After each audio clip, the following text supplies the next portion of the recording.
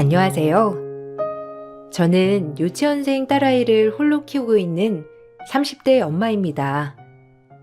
몇 년 전 남편이 병으로 세상을 떠나고 나서 아이와 함께 열심히 힘내서 살아가고 있어요. 얼마 전 우연히 시댁 소식을 듣고선 그때 있었던 기가 막힌 일들이 생각나 이렇게 사연을 쓰게 되었어요.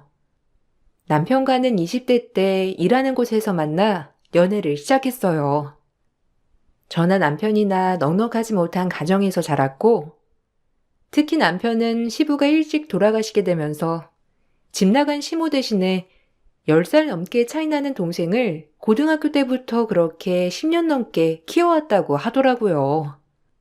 남편은 고등학교만 졸업하고 바로 사회로 뛰어들었고, 남동생 뒷바라지를 하면서 살고 있었어요. 그런 남편이 너무나 안쓰러웠고, 전 남편에게 힘이 되어주고 싶었어요. 가난했지만 남편은 저를 무척이나 아껴줬고, 남편의 책임감과 사랑에 반해 결혼을 하게 되었죠. 그런데 어디서 자기 아들이 결혼한다는 소식을 들었는지 결혼 후 시모가 다시 돌아왔어요. 저나 남편은 너무 당황스러워했고, 특히나 남편은 미움과 원망도 있었고, 남편은 시모를 받아들이고 싶지 않아 했어요. 시모는 그래서 시동생에게 더 접근해 다시 돌아오려고 하셨죠. 여러 사건들이 있었지만 시동생이 너무나 시모를 그리워했기에 받아들이게 되었어요. 전 시모가 그래도 자식들에게 미안한 마음이 있을 줄 알았는데 언제 집을 나갔냐 싶을 정도로 당당하셨어요. 준수 학자금은 왜 다 대출로 받았어? 대출로 남겨두면 어쩌자는 거야. 애가 대학 졸업하면 그것부터 갚아야 하는 거 아니니? 성인 돼서 바로 일했다던데 준수 학자금도 내줄 돈도 못 모았던 거니? 준아 아빠 돌아가실 때 보험금이라도 남았을 거 아니야? 그걸로 생활하면 됐을 거 아니니? 너는 뭐 아는 거 없어? 준아한테 물어봐도 제대로 말도 안 하고 제가 그거 다 쓴 거 아니겠지? 네? 어머님, 어떻게 그런 소리를... 준아 씨 고등학교 때부터 준수 도련님 혼자서 키웠어요. 보험금은 어떻게 됐는지 모르겠고 아마 아버님 보험 들었던 것도 없어서 아무것도 안 받았던 것 같던데. 그래도 어머님, 준아 씨 혼자서 아등바등 열심히 키웠어요. 어머님도 들으셨는지 모르겠지만 도련님 고등학교 때부터 사고도 많이 치셔가지고 사고 수습하느라 돈도 많이 썼고요. 준수가 무슨 사고를 쳤다고 그러니? 준아 쟤가 제대로 수습을 못하니까 돈으로 수습하게 된 거지. 그 어린애가 마음도 못 잡고 힘들었을 텐데 형이라고 하는 애가 맨날 혼내기만 하니 얼마나 힘들었겠니? 이제라도 내가 온 게 다행인 것 같네. 여기 집은 준아 명의로 되어 있니? 이것도 나한테로 옮겨야 하니까 준아한테 다음에 올 때 서류랑 이런 거 싹 챙겨서 오라고 좀 전해주렴.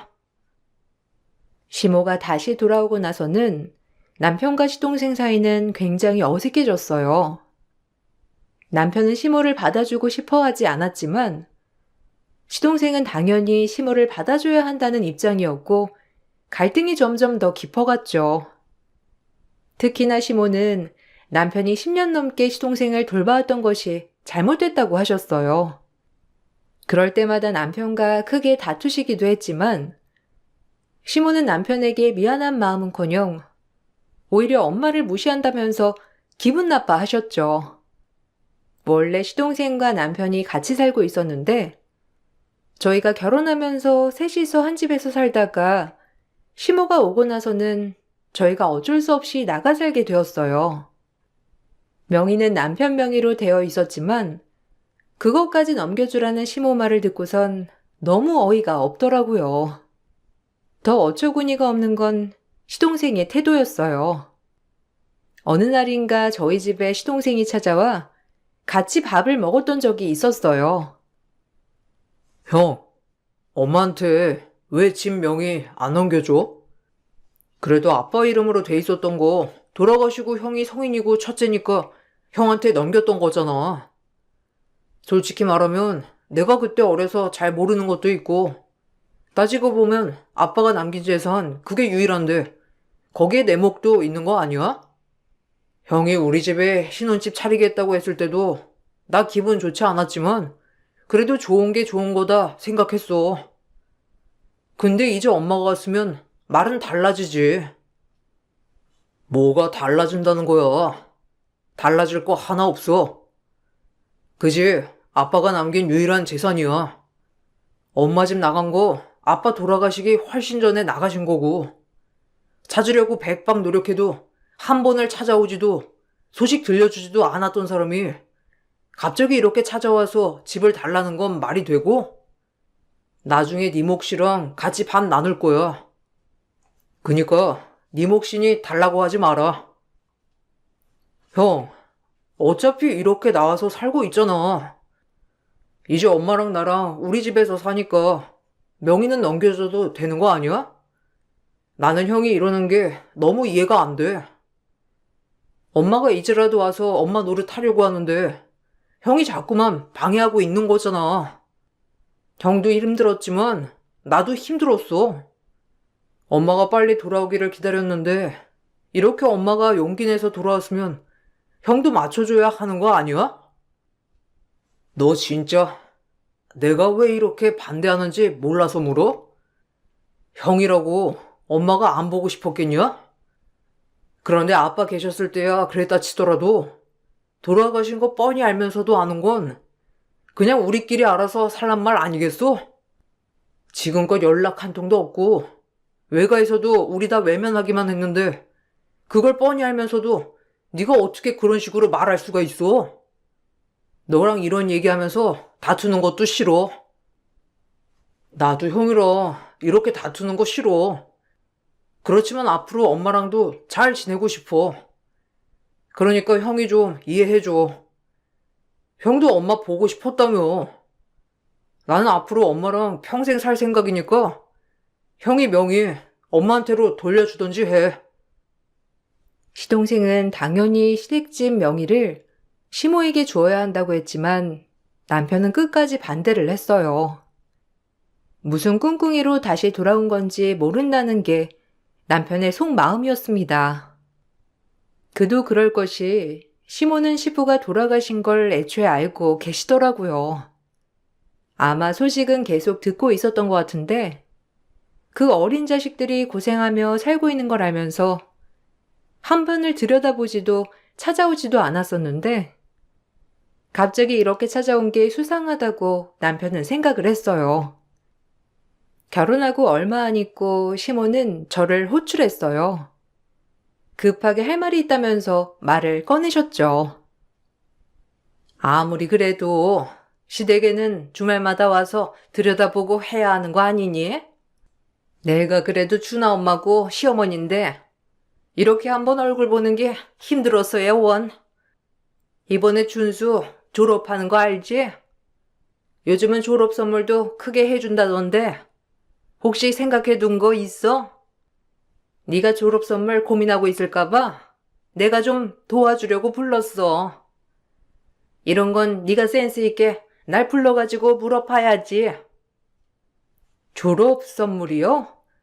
아, 어머님은 뭐 생각해 두신 거 있으세요? 저희는 양복 한 벌 해줄까 생각하고 있는데 물어보니까 취업하는 곳이 그냥 자유복장이라고 해서 상품권을 줄까 싶기도 하고요. 양복은 없다고 하니 그래도 하나 사두는 게 아무래도 좋겠죠? 어머님은 어떤 거 생각하시고 계시는데요? 양복? 아휴, 예. 너희 무슨 고등학교 졸업하는 애한테 선물하는 거니? 그래도 첫 사회에 나가는 선물인데 고작 그 정도만 선물을 한다고? 예. 너 그렇게 선물했다가 센스 없단 소리 들어. 내가 너희 그럴까 봐서 부른 거야. 준수 저번에 차 사고 싶다고 했던 거 알지? 출퇴근하는 것도 버스 타고 여기서 40분은 더 가야 된다고 그러더라고. 자동차는 어떠니? 졸업 선물이랑 취업 선물 같이 주는 걸로 하면 너희도 부담 없잖아. 자동차요? 어머님, 저희 보고 시동생 자동차를 사달라는 거예요? 아, 저희 그 정도는 못해요. 지금 당장 여유로운 것도 아니고, 그리고 준하 씨도 지금 타고 다니는 자동차가 10년도 훨씬 넘은 차인데, 무리해서 그렇게 해주는 건 아닌 것 같아요.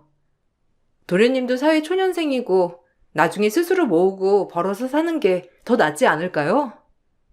남편도 그 정도까지는 생각 안 하는 것 같은데. 어느 집에서 졸업 선물이랑 취업 선물로 양보를 해줘. 너희가 뭘 몰라서 그래. 그래도 너희는 사회생활 오래 했으니까 그 정도는 해줄 수 있는 거 아니니? 준수는 사회 초년생이잖아. 이제 막 취업해서 돈 벌 텐데 언제 벌어서 언제 차를 사니? 여기서 출퇴근하는 것도 힘든데 동생 아까운 거 생각해서 그 정도는 좀 생각을 해봐. 준하한테 말하려고 해도 걔는 내 말을 듣지도 않잖니. 당당하게 시동생 차를 요구하는 시모를 보며 이게 뭔가 싶은 생각이 들었어요.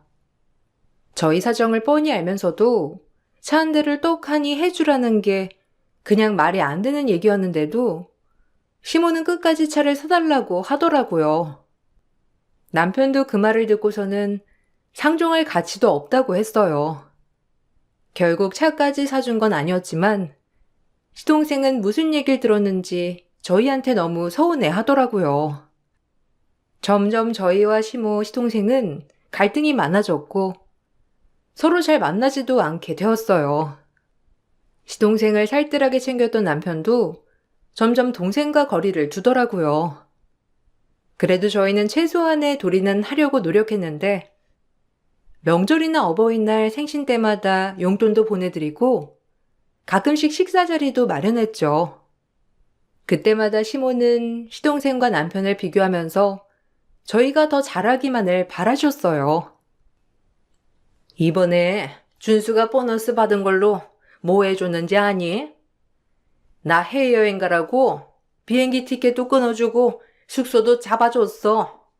다음 달에 가는데 내가 무슨 복이라고. 아들 복 하나는 있는 것 같아. 너희는 회사에서 보너스 이런 거 안 받니? 어떻게 한 번을 챙기러를 안 와? 저번에 준수 여자친구도 와서 인사하고 갔는데 준수 여자친구도 봤니? 애가 아주 그냥 싹싹하고 올 때마다 선물 하나씩 들고 오는데 얼마나 이쁜지 몰라. 아, 그래요? 보너스 받았는지 몰랐네요. 저번에 남편 보너스 받은 거 시동생이 빌려달라고 해서 빌려줬는데 이번에 보너스 받았대요? 남편이 급하게 쓸 데 있다고 해서 다시 달라고 했는데 돈 없다고 했거든요. 나중에 물어봐야 되겠네요. 걔가 그냥 깜빡했겠지 뭐. 안 주려고 했겠니? 그나저나 네 시동생 여자친구 좀 만나봐. 애가 진짜 싹싹하니 좋더라고. 너는 영 애교도 없고 무뚝뚝하잖니. 걔가 요즘 애들답지 않게 얼마나 싹싹한지 몰라. 내가 그거 보고 딱 우리 준수 짝으로 맞다 생각을 했다니까. 그래도 네가 형님이니까 한번 만나보는 게 낫지 않겠니? 그래도 결혼하려고 하면 이것저것 신경 써야 하는데 걔가 아직 그런 쪽으로는 잘 모르더라고. 하긴 너도 그냥 빈손으로 시집왔으니까 뭘 알지는 못하겠네. 시동생은 자꾸만 남편에게 돈을 빌리면서도 잘 갚지 않았고 나중에 들어보면 이미 그걸 다 사치하거나 데이트 비용으로 썼더라고요.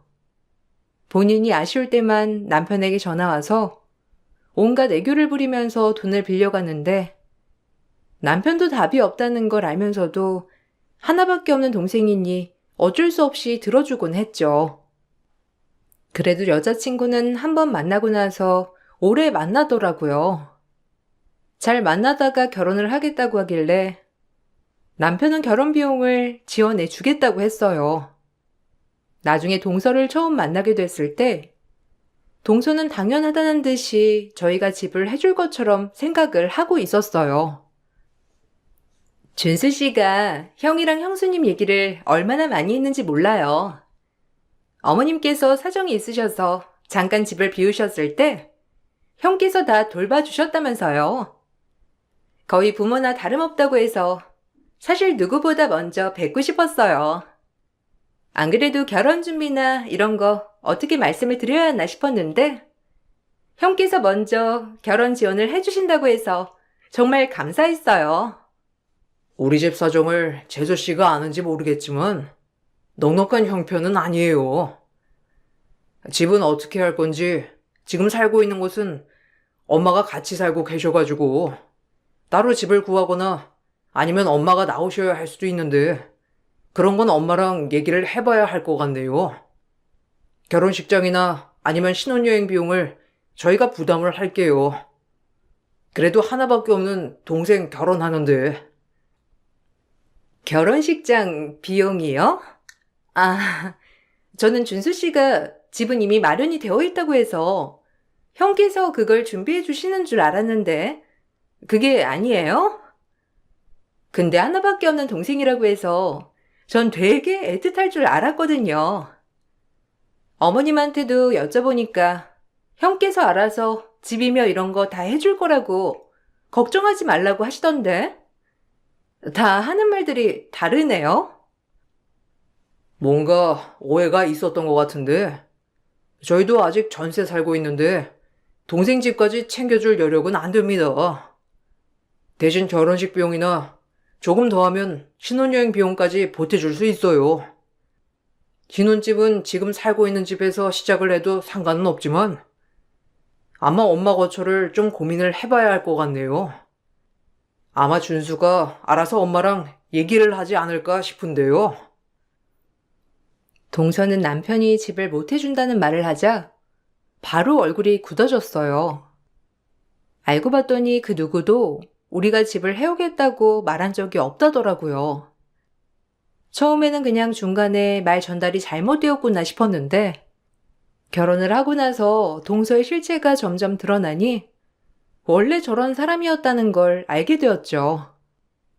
동서가 들어오면서 시모는 근처에 작은 방으로 이사를 했고 그렇게 신혼살림을 차리게 되었죠. 그런데 언제부턴가 동서가 집 명의에 대해서 말을 꺼냈어요. 형님, 저희 지금 살고 있는 집 아주버님 명의로 되어 있잖아요. 이거 이제는 명의 좀 옮겨도 되지 않아요? 안 그래도 남편한테 물어봤는데 아주버님이 절대 안 된다고 명의 안 옮겨줄 거라고 해서요. 솔직히 저는 좀 기분 나빠요. 아주버님이랑 형님은 여기 안 사신 지 오래됐는데 굳이 명의를 두셔야 하나 싶고 어머님 같이 사실 때도 절대로 명의 안 드린다고 하셨다면서요. 그건 나한테 물어봐도 내가 해줄 말은 없어, 동서. 남편이 아버님 돌아가시고 난 후에 받은 거고 나도 그 뒤로 10년은 더 있다가 결혼한 거니까 그동안 남편이 아버님 돌아가시고 10년 넘게 뒷바라지 한 건 알고 있지? 솔직히 나야말로 너무하다고 생각이 드네. 그 고생하면서 자기도 어리면서 더 어린 동생 뒷바라지 했는데 누구 하나 고맙다고 생각하질 않잖아. 그건 그거고 이건 이거죠. 누가 아주버님 등 떠밀어서 남편 키우라고 한 것도 아니고 솔직히 진명이 가졌으면 그 정도는 해줄 수 있는 거 아니에요? 그리고 남편 말 들어보니까 아주버님이 엄청 희생한 건 아니던데? 원래 공부도 못해서 대학 못 갈 성적이었는데 괜히 자기 핑계 대면서 대학 안 가고 희생한 것 마냥 말했다고 하는데? 뭐? 동서, 그거 잘못 알고 있는 거야. 남편 고등학교 때부터 공부 잘했고 선생님들도 그냥 하향 지원해가지고 장학금 받으면서라도 대학 다니라고 하셨어. 근데 그게 되겠어? 대학만 합격하면 다가 아니라 생활을 해야 하는데 대학 다녀버리면 생활비는 누가 벌어?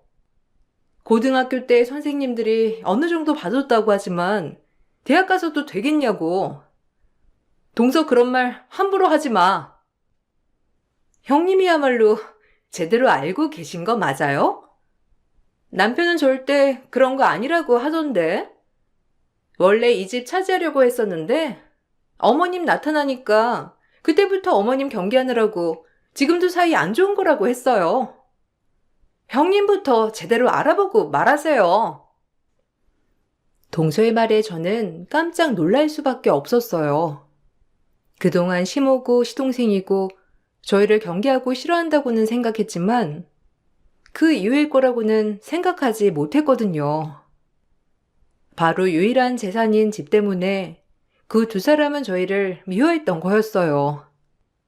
동서는 우리를 재산만 보고 챙기지 않는 사람들처럼 취급했지만 동서의 생각과는 다르게 남편은 혼자 나가 생활하고 있는 시모에게 월세를 들이며 자기가 할 수 있는 몫은 다 하고 있었죠. 그걸 아는지 모르는지 시댁 식구들은 저희가 가족을 등지는 나쁜 사람들이라고 생각을 했어요. 본인이 하는 걸 전혀 인정해주지 않았고 사랑하던 동생마저 등져버리니 남편의 스트레스를 극에 달하게 되었어요. 평소에도 묵묵히 참아내는 스타일이었는데 결국 남편이 아프고 나서야 스트레스가 심했다는 걸 알게 되었어요. 남편이 암 말기 판정을 받았을 때쯤 저는 임신 5개월 차였어요. 병원에서는 6개월 버티기도 힘들 거라고 하셨지만 남편은 제가 출산을 할 때까지 꿋꿋이 버텼죠. 다만 제가 출산을 했을 때 남편 간병이 필요했는데 시댁에 찾아가 부탁을 해도 아무도 들어주는 사람이 없었어요. 어머님, 도련님, 다름이 아니고 이번에 출산하게 되면 적어도 2주는 몸조리를 해야 할 것 같아서요. 남편이 혼자 있어도 괜찮다곤 했는데 병원에서 아이가 여가라고 제왕 수술을 권하셔서 만약에 수술을 하게 되면 도련님이나 어머님 중에서 한 분이라도 남편 좀 챙겨주시면 안 될까요? 요즘 컨디션이 별로 좋지 않아 걱정이에요. 우리가 거기 가서 뭘 어떻게 도와주니? 하던 애가 그런 것도 아는 거지. 난 간병 같은 거 해본 적도 없어서 못 도와줘. 그리고 준수가 그런 걸 어떻게 해? 자기 일하기도 바쁜 애를. 네 친정에 부탁하면 되지 않겠니? 해봐야 뭐 별거 하는 것도 없겠더구만. 그리고 준하게가 혼자 있어도 괜찮다고 했다며. 집에 있는 거 보니 아직 생활하기 괜찮은 것 같은데 2주 정도는 뭐 문제 없는 거 아니니? 어머님, 준하 씨 말기 암이에요. 언제 컨디션이 나빠질지도 모르고 쓰러질 수도 있고요. 아니면 병원에서는 일주일 정도 입원하면 된다고 했으니까 일주일만이라도 봐주세요. 저희 집에서는 제가 입원하면 보호자로 오셔야 해서 준하 씨는 신경을 못 쓸 것 같아서 그래요. 그리고 저희 부모님보다야 어머님이나 도련님이 더 낫지 않겠어요? 형수님, 저도 도와드리고 싶지만 저도 일이 좀 바빠서요. 끝나면 저녁인데 그때마다 들리기도 힘들고. 그리고 아직 제왕 수술 할지 안 할지도 결정 안 된 거 아니에요? 그러다가 그냥 자연분만으로도 날 수 있는 거 아닌가? 그러면 3, 4일이면 퇴원할 텐데 굳이 여기까지 와서 간병해달라고 부탁하는 이유를 전 모르겠네요. 형 스스로도 괜찮다고 했잖아요. 그러게, 형 아픈 거 알면 임신을 하지 말았어야지. 에휴. 시댁 식구들은 단 일주일도 남편을 돌보지 않았어요. 제가 피치 못하게 아이를 제왕 수술하면서 병원에 있어야 할 때도 남편을 보러 오지 않았습니다. 그때 정말 시댁 식구들에 대한 정이 뚝 떨어지고 분노만 남게 되었죠. 출산을 하고 전 바로 집으로 향했고 산후조리를 생각할 틈도 없이 남편 간병하고 신생아이를 돌보느라 정신이 없었죠. 점점 기력을 잃어가던 남편은 그래도 아이를 보면서 힘을 냈어요. 짧은 기간이었지만 남편과 아이를 함께 봤던 5개월의 시간이 정말 꿈만같이 행복했습니다. 결국 남편은 아이가 6개월이 되던 때 세상을 떠났어요. 장례식장에서 시댁 식구들은 남편이 사망 사실에는 관심이 없고 남겨진 진명의를 어떻게 할 것인지만 혈안이 되어 난리를 피웠습니다. 그러게, 내가 걔 죽기 전에 재산 정리하자고 했잖니. 이게 지금 무슨 꼴이야 정말. 너 그지? 네가 가지고 갈 건 아니지? 너 진짜 그렇게 하면 양심 없는 거 알고 있지? 지금까지 쭉 네 시동생이랑 내가 살았는데 네 남편 명의로 되어 있다고 그거 욕심내면 안 된다. 장례 끝나면 바로 재산 정리 좀 하자. 남은 사람은 살아야 할 거 아니야? 어머님, 나중에요. 지금 당장 그 얘기 하고 싶지 않아요. 남편이 어머님이랑 시동생한테 편지 남겼는데 그거 보셨어요? 거기에 집 어떻게 하겠다 그런 내용은 없었나요? 남편 유언으로 남길 거라서 거기 아마 쓰여 있을 것 같은데 거기 나온 대로 할게요. 그리고 지금은 장례 중이잖아요. 어머님 자식 이렇게 떠난 거 슬프지 않으세요? 슬프지. 슬픈데 그건 그거고 이건 이거야. 걔가 그니까 겉으로 뭘 표현해야 속에 병이 안 쌓이는 거지. 너는 건강관리를 안 해주고 뭐 했니? 네가 안 해면 옆에서 건강 좀 잘 챙기게 해줘야 하는 거 아니니? 그 젊은 나이에 암 걸리는 거는 생활이 잘못돼서야. 네가 제대로 잘 챙겼으면 암 걸려서 이렇게 죽었을 것 같아?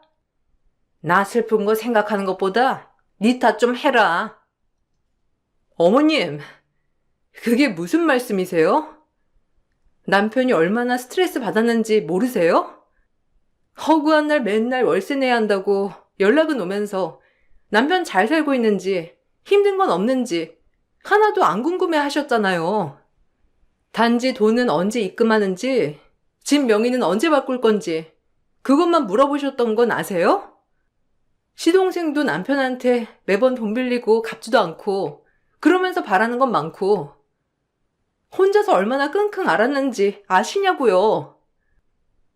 형수님, 진짜 보자 하니까 우리가 뭘 잘못했다고 장례식장에서 이렇게 큰 소리예요. 지금 원망해야 할 건 저희가 아니고 형수님이에요. 그렇게 건강하던 형이 형수랑 결혼하고 나서 암에 걸렸는데 우리가 형수를 원망하면 원망했지. 형수한테 욕이나 안 한 걸 다행으로 아세요. 집안에 귀한 아들 이렇게 보내게 해놓고서는 우릴 탓해요? 참나 어이가 없어서요 원. 조카 봐서 잡는 줄이나 아세요? 시모와 시동생 동서는 장례식을 시작하고 난리가 난 후로 한 번을 오지 않았고 전 친정 식구들과 겨우겨우 마음을 잡고 남편을 보내줬습니다. 장례식이 끝난 이후로 정신을 차리지 못했고 결국 전 집을 정리해 친정으로 들어가게 되었어요. 근데 이상하게 시댁 식구들이 시댁집을 어떻게 할 건지 연락이 없더라고요. 남편이 유언한 내용이 편지에 있을 테고 시댁에서는 이걸 받아봤을 테니 그걸 보내주라고 여러 번 연락을 해도 답변이 없었어요. 그때 당시는 저도 너무 힘들어 신경 쓸 겨를이 없었고 저 역시 그 뒤로 그냥 잊어버리게 되었죠. 한 1년은 저도 직장을 그만두고 방황을 했는데 오로지 아이만 보면서 친정에서 육아를 했고 친정 부모님께서는 제가 정신 차리기만을 기다리셨어요. 아이가 돌이 지나고 나서 전 그때서야 정신을 차리게 되었습니다. 넉넉하지 않은 형편에서도 친정 부모님은 저와 딸을 위해서 정말 많이 노력하셨죠. 아이의 첫 생일 때 친정 부모님께서 제 손을 붙잡고 아이가 이제 기댈 사람은 오로지 저뿐이라면서 힘을 내라고 말해 주셨어요. 그 말을 듣고선 전 정신이 번뜩 들었습니다. 그 뒤로 부랴부랴 취업 자리를 알아보게 되었지만 나이도 있었고 거기다가 어린 나이도 있었던 저에게 좋은 기회는 찾아오지 않았어요. 한동안 취업 준비에 열을 올리던 그때 남편이 사망하고 1년이 지나 한 지인분께서 제 사정을 아시고 취업 자리를 알아봐 주겠다며 면접 자리에 오라고 하셨어요. 낮에는 부모님이 다 출근을 하셔서 아이와 같이 갈 수밖에 없다고 말씀드렸더니 괜찮다면서 제 사정을 다 봐주셨죠. 2살 배기 딸을 등에 업고 면접을 가게 되었는데 그때 낯이 익은 얼굴이 보이더라고요. 어머, 설마 형님? 어머, 여기까지는 어쩐 일이에요?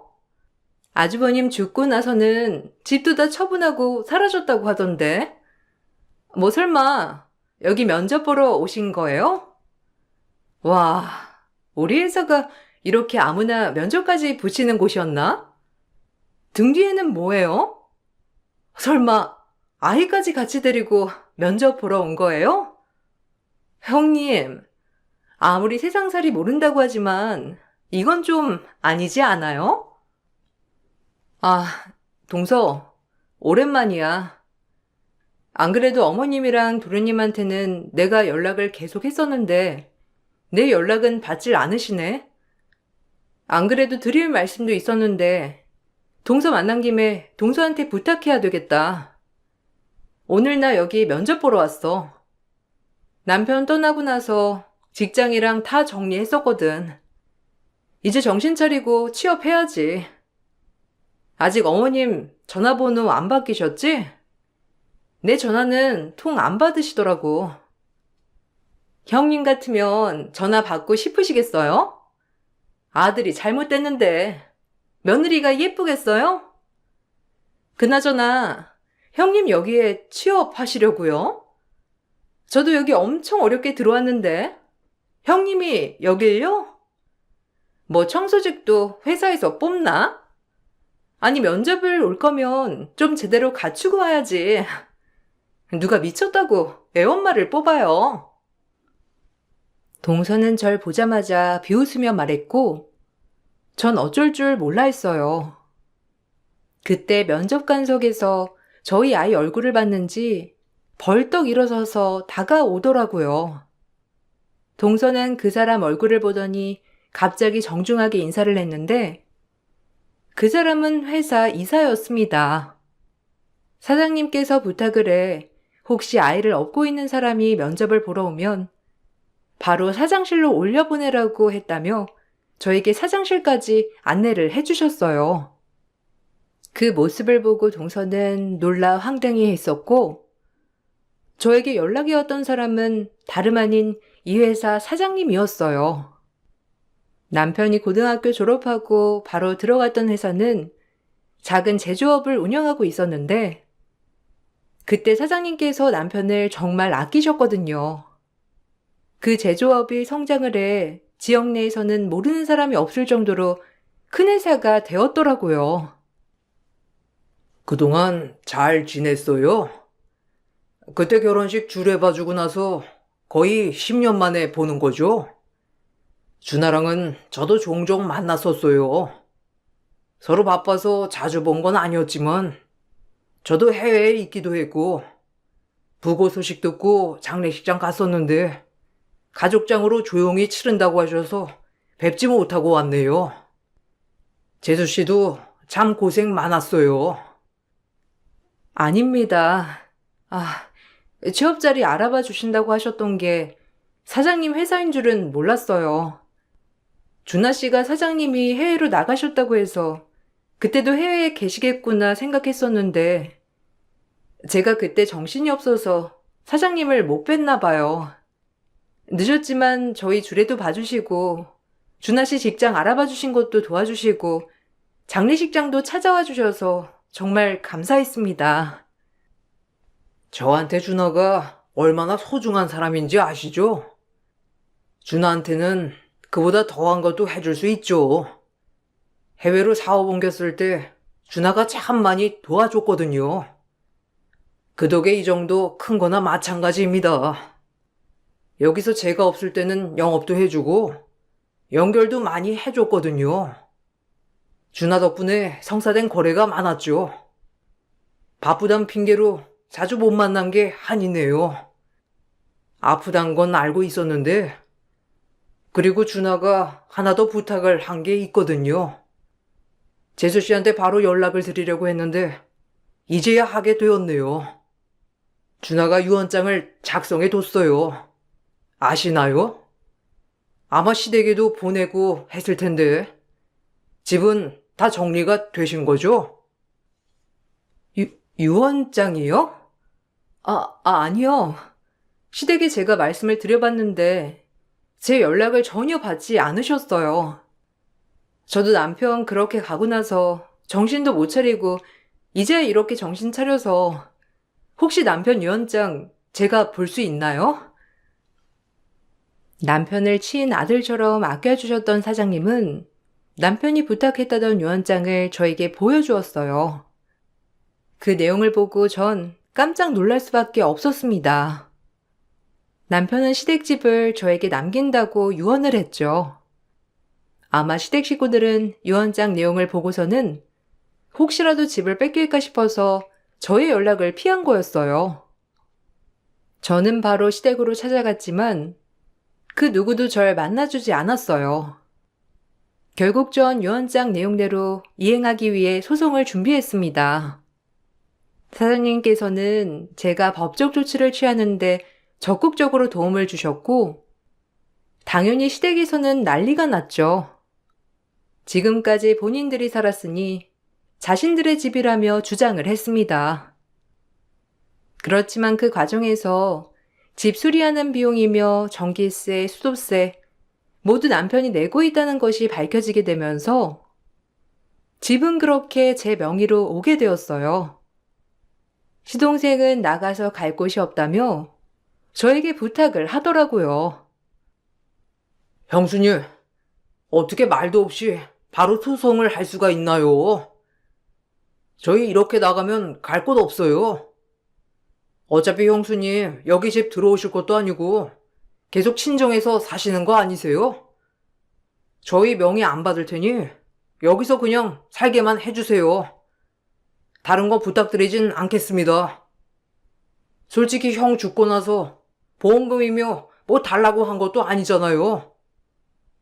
도련님, 전 정말 도련님이 어떻게 그렇게 하실 수 있으신지 이해를 할 수가 없어요. 저희 남편이 도련님 초등학교 때부터 혼자 돌본 건 알고 있죠? 자기 대학도 포기해가면서 고등학교 때부터 생활비 벌려고 노력했잖아요. 그걸 옆에서 뻔히 봤는데 어떻게 남편한테 그러실 수 있으세요? 남편이 얼마나 힘들어하면서 눈 감았는지 아세요? 그건 미안하게 생각해요. 제가 다 잘못했어요. 지금 생각해보면 엄마가 다시 돌아와서 기뻤고 그런 엄마를 받아주지 않는 형이 너무 원망스러워서 그런 거예요. 엄마한테 못되게 굴면 엄마가 다시 떠나갈까봐 그게 무서웠거든요. 형이면 다 이해해 줄 줄 알고 정말 미안해요. 한 번만 용서해 주세요. 여기 집에만 살 수 있게 해주세요.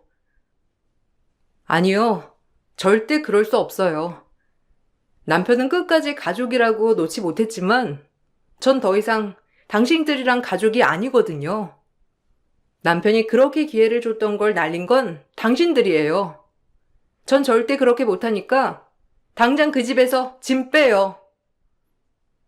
전 그렇게 그 집을 처분했고 그동안 월세를 내줬던 남편이 죽고 나니 월세를 못 내서 시모는 시댁집에 다시 들어갔나 보더라고요. 그래서 3명이 쫓겨나게 되었는데 그 누구 하나 돈을 가지고 있지 않았던 것 같아요. 그도 그럴 것이 시모는 사지 멀쩡하면서도 일 한 번을 안 했고 시동생이며 동서도 사치에 돈을 펑펑 썼으니 이사를 갈 수가 없었나 보더라고요. 나중에서야 그동안 형이 얼마나 힘들었는지 본인이 그 위치가 되어보니 알겠다면서 펑펑 울며 전화가 왔는데 돈이 없으니 결국 세 사람은 반지 하방으로 이사 갔다고 했어요. 근데 동서는 그 와중에 제가 자기 회사에 취업했다는 사실을 알고 사직서를 냈고 그러면서 시동생이 혼자 시모와 동서까지 책임지게 되었다면서 너무 힘들다고 말을 했어요. 형한테 너무 미안하다며 말을 하는 걸 듣고선 참 씁쓸하고 마음이 아팠어요. 그래도 이렇게라도 형이 얼마나 노력했는지 알았으니 다행이다 싶기도 하네요. 저는 열심히 일을 하면서 딸을 키우고 있어요. 딸에게는 아빠와 함께 있던 5개월이 얼마나 행복하고 소중했는지 항상 얘기를 해주고 있네요. 나중에 저희 딸을 잘 키우고 나서 남편 곁으로 갈 때 남편에게 정말 잘했다고 칭찬 들었으면 좋겠어요. 딸이 쑥쑥 크는 걸 보니 요즘 딸은 남편이 더 생각나네요. 제 긴 글 읽어주셔서 감사합니다. 여러분들은 소중한 사람들의 소중함을 잊지 않으시길 바랄게요. 안녕하세요. 저는 늦은 나이에 마음 맞는 남자를 만나 결혼까지 생각했던 30대 후반 여자입니다. 부모님의 도움을 받아 소고기집을 운영하고 있어요. 부모님 밑에서 어렸을 적부터 식당 일을 배워왔었기 때문에 저 또한 자연스럽게 식당을 차리게 된 것 같습니다. 부모님께서 미리 다져 놓은 길을 제가 뒤따라 간 거라 그동안 쌓아오신 노하우를 제공받아 어렵지 않게 자리를 잡을 수 있었고 안정적인 매출을 올릴 수도 있었어요. 부모님 밑에서 잘 배워왔는지 확인하는 순간이었기 때문에 시험 때 오른 것처럼 부담도 있었지만 많은 손님분들께서 만족하셨는지 재방문을 해주셔서 좋은 결과는 자연스럽게 따라왔고 그렇게 지역 맛집으로 자리매김할 수가 있었습니다. 그렇게 성공을 위해 정신없이 식당 일을 하다 보니 어느새 제 나이가 30 후반이 되어버렸고 부모님께선 제 얼굴만 보면 결혼할 남자가 그렇게 없냐며 속 다 하셨어요. 저도 부모님 얼굴을 볼 때마다 눈치가 보이기도 했었지만 인연이 없는 걸 억지로 만들 수도 없었기 때문에 고민이 많았었죠. 그런데 어느 날 엄마가 누군가를 저희 식당으로 데리고 오셨고 중요한 할 말이 있다면서 룸으로 안내 좀 해달라고 하더니 엄마와 같이 오신 중년의 여성분이 묵직한 서류 봉투를 제 앞에 꺼내 놓았어요.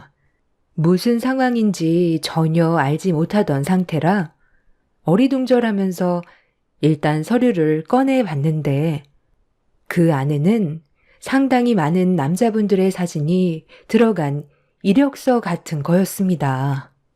엄마한테 제 손에 들려있던 서류에 대해 여쭤보니 제 앞에 있던 중년 여성분은 결혼정보 업체에서 근무를 하시는 분이셨어요. 엄마는 식당 안에만 박혀서 10년 가까이 살고 있는데 어디서 인연을 만들겠냐며 요즘은 먹고 살기 바빠서 결혼정보 업체를 통해 인연을 많이 만들고 있다면서 일단 얼굴이라도 한번 보고 만나보는 게 어떻겠냐고 물어보셨습니다. 중년 여성은 저에게 또 다른 서류 하나를 꺼내 놓았는데 그건 자기 업체가 그동안 얼마나 많은 실적을 올렸는지에 대한 결혼 성사율 그래프였어요. 어차피 서류상에 적혀 있는 그런 것들 별로 믿고 싶지 않았고 억지로 누군가와 만남을 주선한다는 자체가 껄끄러웠기 때문에 별로 마음에 내키지 않는다고 그냥 돌려보냈습니다. 엄마는 내일 모레가 40을 바라보는 나이에 결혼이 쉬운 줄 아냐며 속 다 하셨지만 제가 싫은 걸 억지로 할 수는 없었습니다. 엄마 말도 틀린 건 아니었던 게 눈을 뜨고 눈을 감을 때까지 저는 식당에서만 거의 생활했었어요. 친구를 만나지도 않고 오로지 식당 일에만 집중을 하면서 어떻게 좀 더 좋은 음식과 환경을 제공해 줄 수 있는지 그것만 생각해와서 남자를 만나야겠다는 그런 생각을 해본 적이 없었습니다. 한 동네를 대표하는 맛집으로 자리를 잡았는데 그 이미지에 손상이 간다는 건 동네의 질을 떨어뜨리고 제 얼굴에 침 뱉기라 하루도 게을리할 수가 없었습니다. 몇 번 방송에도 나온 적이 있었기 때문에 기대를 가지고 찾아오신 손님들께 실망을 안겨드리고 싶지 않았어요. 이런 삶을 살아가는데 연애를 한다는 건 저에게 너무 큰 부담으로 찾아올 수밖에 없었죠. 제가 남자를 만난다 해도 현재의 생활 패턴을 바꾸기는 힘들 것 같아 저를 전적으로 맞춰줄 수 있는 남자는 없을 거라 생각했었습니다. 그렇게 결혼이라는 걸 부모님도 포기하고 저 또한 생각을 완전히 접었을 때쯤 예상치 못한 인연이 저에게 갑자기 찾아왔어요. 그때가 한창 정신없을 점심시간 때라 바쁘게 움직이고 있었는데 서빙을 하던 직원이 발을 헛디뎠는지 넘어지면서 들고 가던 비빔냉면을 손님의 옷에 쏟아버리는 대형 사고가 터져버렸고 한바탕 난리가 났었어요. 흰색 와이셔츠에 엎어진 비빔냉면으로 인해 셔츠는 붉게 물이 들었고 옆에 있던 일행분들은 실수한 직원에게 화를 내고 있었어요. 어머, 죄송하다고 하면 다야? 아, 여기 사장 나오라고 해. 오늘 얼마나 중요한 스케줄이 잡혀 있는지 알아? 당신은 오늘 이 식당에서 해고당할 줄 알아. 당신이 사장이야? 이거 어떻게 할 거야? 저 직원이 넘어져서 냉면을 우리 변호사님 옷에다 전부 쏟아 버렸잖아. 맛집이라고 해서 찾아왔더니 운영하는 꼬락서니가 아주 엉망진창이구만. 오늘 중요한 사건 하나를 해결해야 돼서 법정에 올라가야 되는데 당신들 때문에 패소하면 책임질 거야? 이 정장이 얼마짜리인데? 정말 죄송합니다. 피해보신 부분에 대해서는 충분히 보상 처리해 드리도록 하겠습니다. 직원이 저희 식당에서 일을 한 지 며칠 안 돼서요. 괜찮습니다. 사람이 살다 보면 실수도 할 수 있는 거죠. 신경 쓰지 않으셔도 됩니다. 현종 씨, 여기에서 제일 가까운 정장 매장으로 가면 좋을 것 같은데 일정에 차질이 생겼으니 빨리 움직이는 게 좋겠어요. 죄송하지만 닦을 것 좀 얻을 수 있을까요? 이 상태로 차에 올라타기에는 좀 힘들 것 같습니다. 직원분이 급하게 가져온 티슈를 건네주자 음식물을 대충 닦아내고 식당을 나가려 하길래 변호사분께 제 명함을 건네드리면서 피해 보상에 대해선 지불해 드리겠다고 설명드린 뒤 침착하게 대응을 해드렸어요. 일정이 상당히 급했는지 서둘러 차에 올라타 금세 사라졌고 들어온 지 며칠 안 된 직원은 저에게 죄송하다면서 고개를 몇 번이고 숙였습니다. 정신없이 장사하다 보면 그럴 수 있다고 직원에게 부담을 주지 않았어요. 그동안 장사하면서 이런 실수는 수없이 경험을 해왔었기 때문에 심각한 상황을 만들 필요도 없었고 인생을 살면서 아주 사소한 실수들까지 전부 다 허용하지 않을 정도로 피곤하게 살고 싶지도 않았어요. 최대한 좋게 넘어가는 게 제일 현명한 방법인 걸 저는 부모님 밑에서 배워오면서 몸으로 이겨왔던 상태라 크게 당황하지 않았습니다. 직원의 실수를 크게 생각하고 그날 하루 식당을 운영한다면 직원 전체 분위기가 가라앉기 때문에 제가 제일 처신을 잘해야 했어요. 그래서 아무렇지도 않은 척 더 열심히 움직였고, 그렇게 그날도 무사히 하루를 마무리하기 위해 마감을 할 수 있었습니다. 식당 문을 닫기 위해 정리를 하고 있는데 누군가 식당 문을 열고 들어왔어요. 청소를 하다 고개를 돌려보니 점심시간 때 피해를 드린 손님이었습니다. 식당 분위기를 파악하고 있던 손님은 벌써 마감이 됐냐고 주변에 먹을 만한 식당이 없어서 찾아왔다며 저녁 식사가 되냐는 말에 저는 식사를 제공해 줬어요. 그렇게 저녁상을 차려준 뒤 좀 전에 있었던 사고에 대해서 발생한 피해 금액에 대해서 금전적인 보상을 해드리겠다고 하자 식사를 하시던 그 남자는 그 정도는 눈 감아 줄 수 있어야 되지 않겠냐며 괜찮다면서 식사에 집중을 하고 있었습니다. 변호사는 정장 한 벌이 본인에게는 크게 부담되지 않는 옷값이지만 식당에서 일하는 직원은 한 달 월급이 될 수도 있는 거라면서 마음 넓게 포용해 줄 수 있어야 한다면서 세상을 너무 팍팍하게 살아가고 싶지 않다는 말로 분위기를 풀어나갔습니다. 그런 모습을 지켜보고 있던 저는 사람이 참 괜찮다고 생각을 했었는데 그런 일이 있고 난 이후부터 그 남자는 저희 식당에 자주 찾아오면서 그렇게 단골 손님이 되었습니다. 얼굴을 자주 보다 보니 가까워질 수 있는 사이가 되었는데 그런 관계가 서로에게 호감이 생기게 되었는지 어쩌다 보니 그 남자와 저는 연인 사이가 되어 있었습니다. 저와 성격이 너무 잘 맞아서 그런지 저도 모르게 그 남자에게 푹 빠져 있었어요.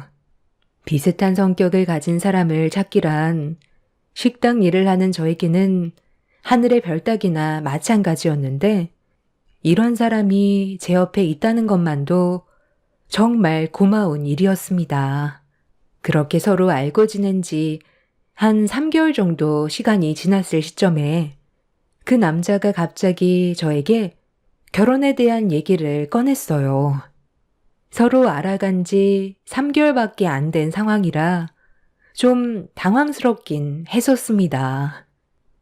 우리가 서로 알고 지낸 지 3개월 정도밖에 안 됐어도 서로가 통하는 게 있잖아. 결혼은 당연히 신중해야 되겠지만 지금까지 서로 만나오면서 느낀 감정과 여러 가지 상황들을 봤을 때 비슷하게 통하는 부분들이 많았고 앞으로도 우리 관계 문제 없을 것 같은데 더 오랜 시간 만나서 서로에 대해 알아가는 시간을 가지는 것보단 결혼에 대해 생각해 보는 게 어떨까? 너나 나나 곧 있으면 40인데 그 전에 결혼하는 게 좋지 않겠어? 글쎄, 내가 아직 결혼에 대한 확신이 있는 건 아니라서 좀 더 신중했으면 하는데 우리가 나이가 있다 보니 당연히 급한 건 알겠는데 이제 만난 지 3개월 막 지났잖아. 급할수록 돌아가라는 말도 있듯이 못해도 1년의 시간 동안은 서로 좀 더 알아가는 게 좋을 것 같아. 결혼할 상대가 나타나면 사계절은 겪어보고 생각해 보라잖아. 우리 사이가 충분히 좋다는 건 알지만 신중해서 나쁠 건 없다는 거야. 나도 당연히 결혼하고 싶은 마음이 전혀 없는 건 아니고 뒤에서 부모님의 따가운 시선도 많이 부담스럽긴 하지만 그럴 때일수록 침착하게 행동하는 게 더 큰 피해를 막아낼 수 있는 방법인 것 같아. 내가 식당 일을 하면서 항상 느끼는 거지만 시간이 없다고 뭐든 급하게 일을 진행하면 꼭 크고 작은 사고가 한 번씩은 터지더라고.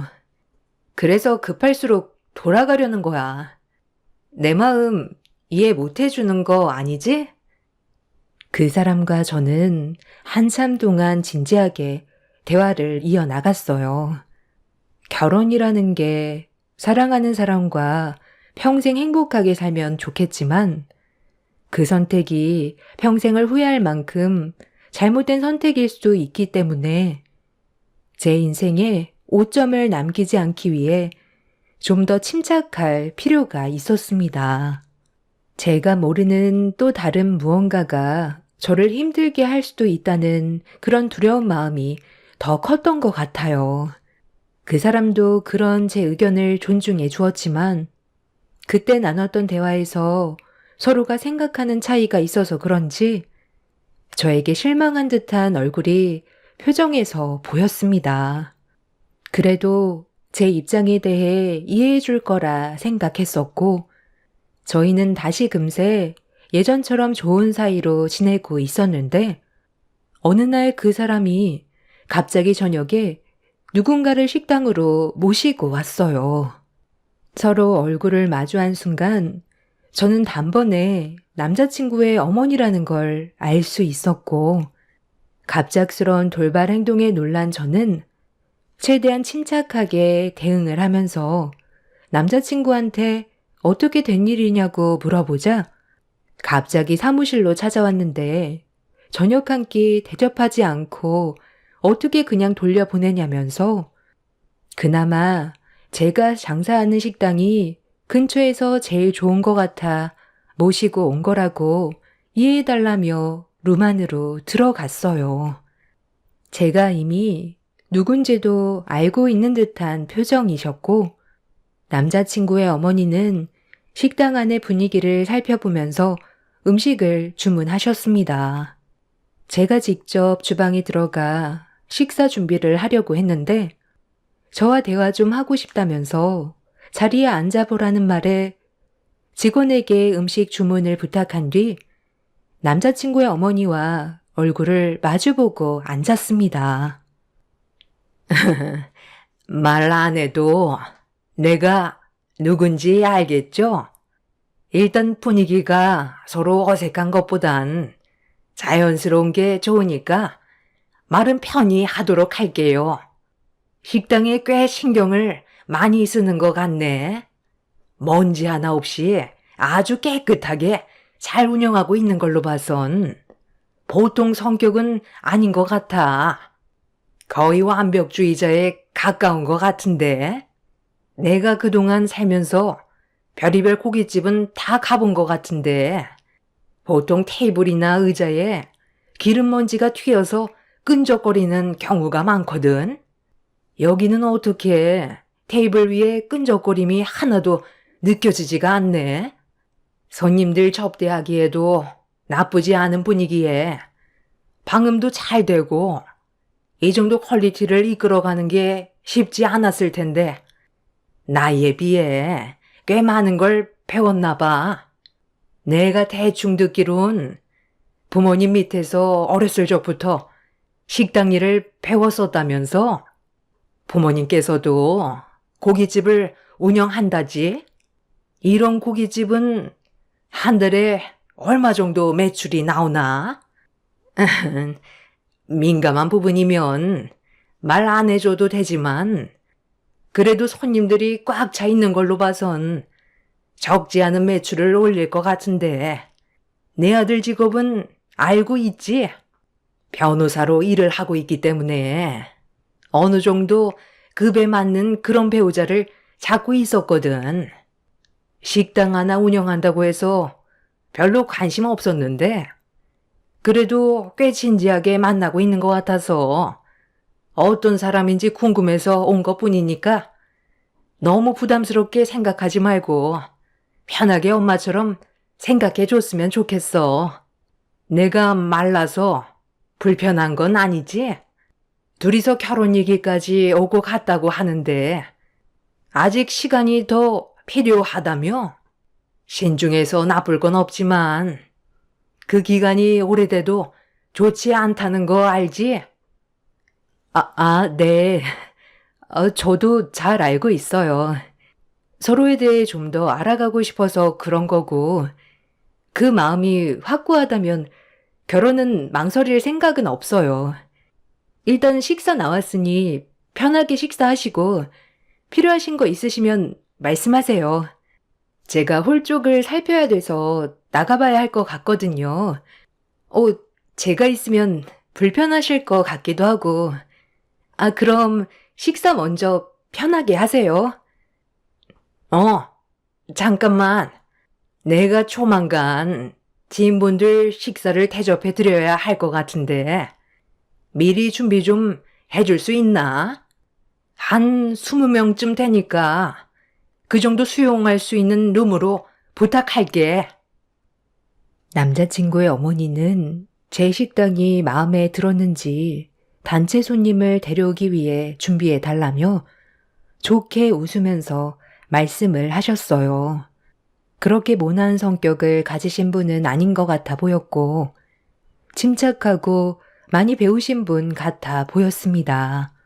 얼마의 시간이 지나고 식사에도 만족을 하셨는지 저를 또 따로 부르셨어요. 그리곤 음식 맛이 아주 좋았다면서 이틀 뒤 지인분들과 함께 식사를 하게 될 것 같다며 약속까지 벌써 다 잡아놨기 때문에 20명 정도 되는 인원을 수용할 수 있는 룸으로 부탁한다면서 다시 한번 말씀하신 뒤 반주를 좀 하셔서 그런지 남자친구에 대해 칭찬을 아끼지 않았고 그 말을 한참 동안 들어주었습니다. 기분이 상당히 들떠 보이신 남자친구의 어머니는 하루빨리 결혼을 했으면 좋겠다고 늦어봤자 손해라면서 서둘러 주길 바라고 있었습니다. 그렇게 좋은 분위기 속에 남자친구는 저에게 미안하다면서 나중에 다시 통화하자며 집으로 돌아갔고 약간의 돌발 상황이 있었지만 나쁘지 않게 마무리가 돼서 저도 좋게 생각했었어요.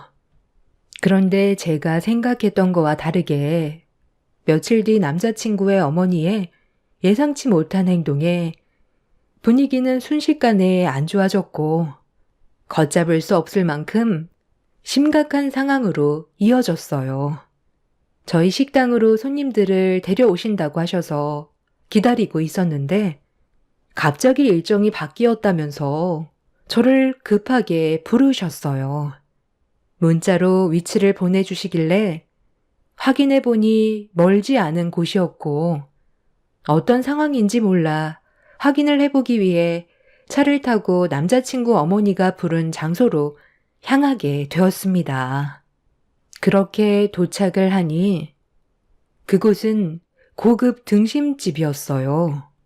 제 식당보다 훨씬 더 비싸 보이는 곳이었는데 차에서 내리는 순간 식당에서 많은 사람들이 줄지어 밖으로 나오고 있었습니다. 그리고 제일 뒤늦게 나온 남자친구의 어머니는 저에게 반가운 손짓을 하고 있었어요. 저는 영문도 모른 채 어리둥절해 하면서 남자친구의 어머니에게 가까이 다가갔는데 그 옆에 한 여자가 찰싹 붙어서 저를 위아래로 훑어보고 있었습니다. 알고 보니 남자친구의 여동생이었는데 시선이 곱지는 않았습니다. 너희 식당으로 가려 했는데 내 지인들이 여기가 새로 생긴 식당이고 분위기도 좋다고 해서 일정을 갑자기 바꾸게 됐다. 너를 여기로 부른 이유는 내가 글쎄 지갑을 안 가져왔지 뭐야. 네가 대신 음식값 좀 내주면 좋겠는데 미안하지만 급해서 그러니 부탁 좀 해도 되지? 얼마 안 나왔어. 내 지인들이 전부 입이 짧아서 260만 원 정도 나왔는데 등심집에서 이 정도면 정말 적게 나온 거잖아. 변호사인 내 아들과 결혼할 생각을 가지고 있으면 당연하게 해줄 수 있다고 생각하는데. 에이, 설마 이 정도 음식값 가지고 쪼잔하게 행동하겠어요? 앞으로 우리 집안 새언니가 될 사람인데 첫인상부터 좋게 각인이 돼야 결혼 생활이 편해지죠. 언니 인상부터가 통 커 보이는데 260만 원 정도면 껌값 아닌가? 우리 오빠 정말 잘 나가는 변호사인 거 알죠? 언니가 그 작은 식당에서 장사해서 아무리 많이 벌어도 우리 오빠가 버는 수익과는 비교도 안 되는데 그냥 금덩이가 알아서 굴러 들어온 거나 마찬가지잖아요. 저는 솔직히 우리 오빠가 결혼 안 했으면 좋겠거든요. 언니랑 결혼하면 내 용돈 줄어들 텐데 기분이 좋겠어요? 우리 엄마도 이건 같은 생각이에요. 우리가 손해보는 장사인데 이 정도는 당연히 해줘야 되는 게 맞는 것 같아요. 이 정도도 못 내주면 파혼인 거 알고 있지? 결혼 생각 꿈도 꾸지 마라. 어차피 널리고 널린 게 여자라. 너 아니어도 내 아들과 결혼할 여자 많다. 그래서 지금 저한테 이 식당에서 먹은 음식값 260만 원을 결제하라는 거예요? 저 그 사람과 좋은 감정으로 만나고 있는 건 확실한데요.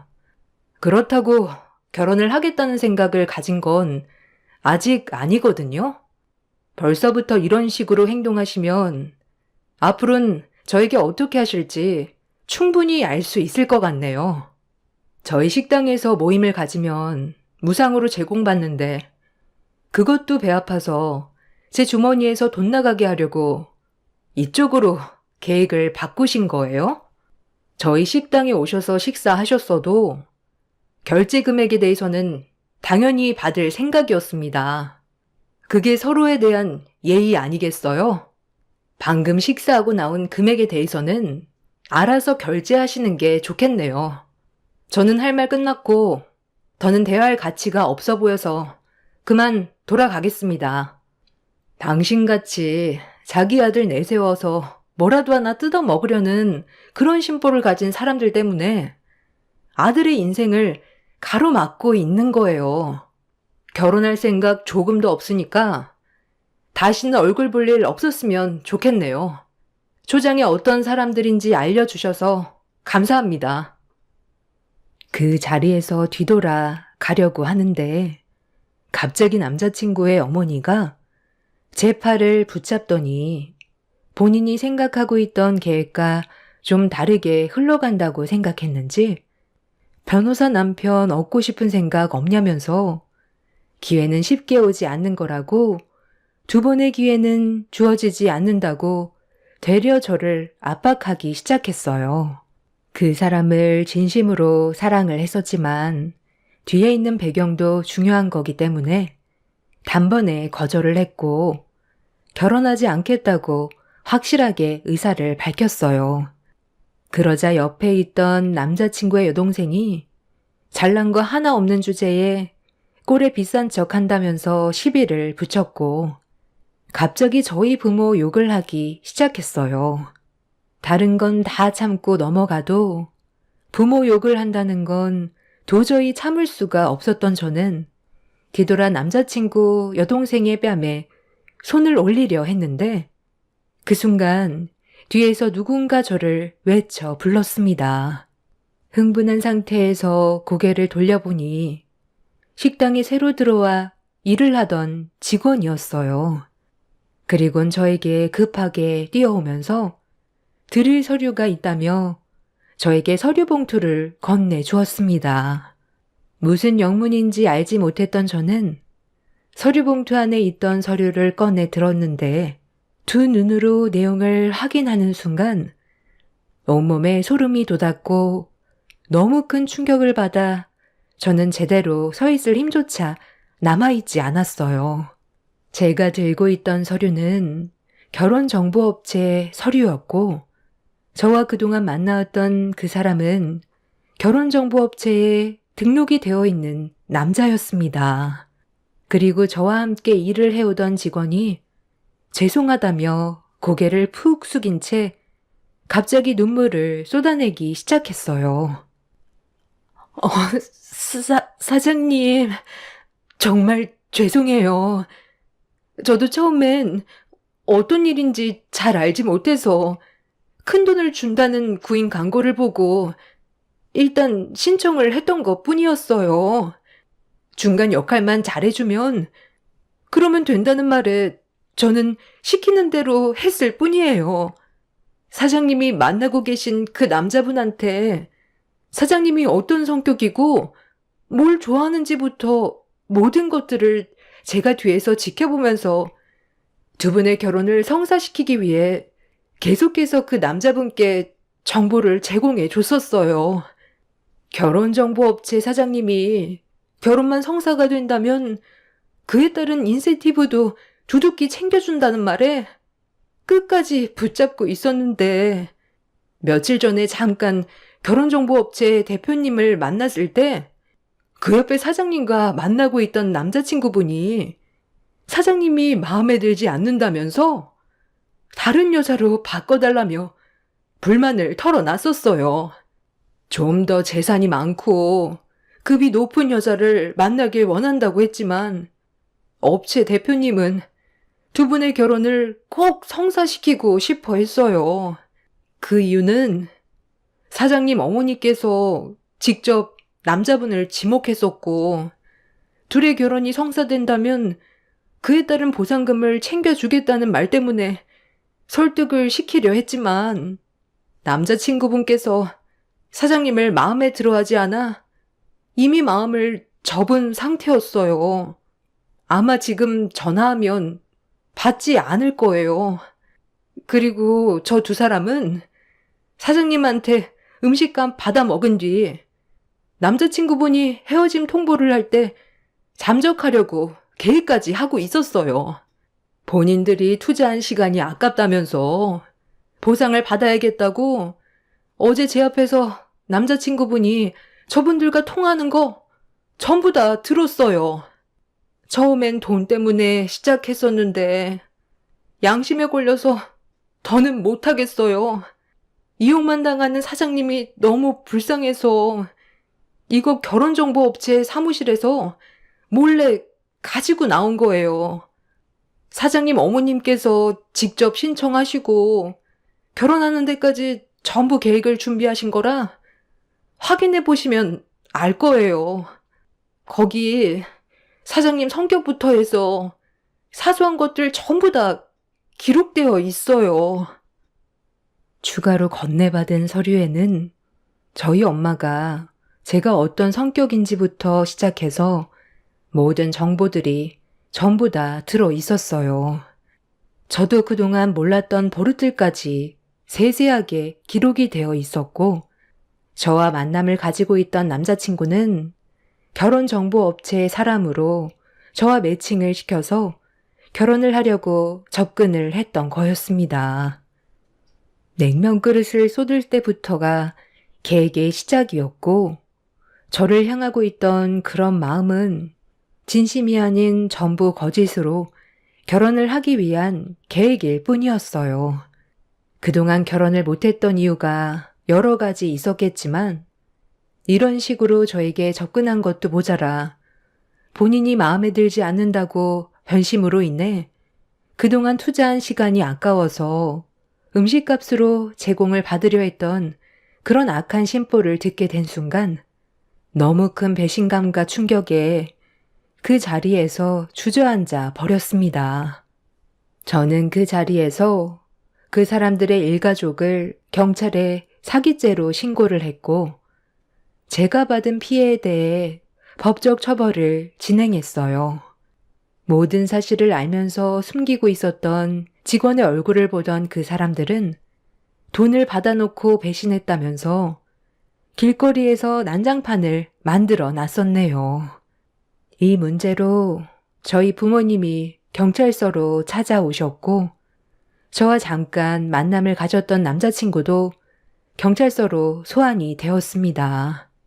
저는 얼굴을 보자마자 뺨에 손을 올렸어요. 그리고 엄마한테 너무 큰 실망을 하게 된 저는 두 번 다시 얼굴 볼 일 없을 거라고 화를 냈습니다. 아빠도 이런 사실을 전혀 모르고 있었는지 사색이 된 얼굴로 엄마를 바라봤었죠.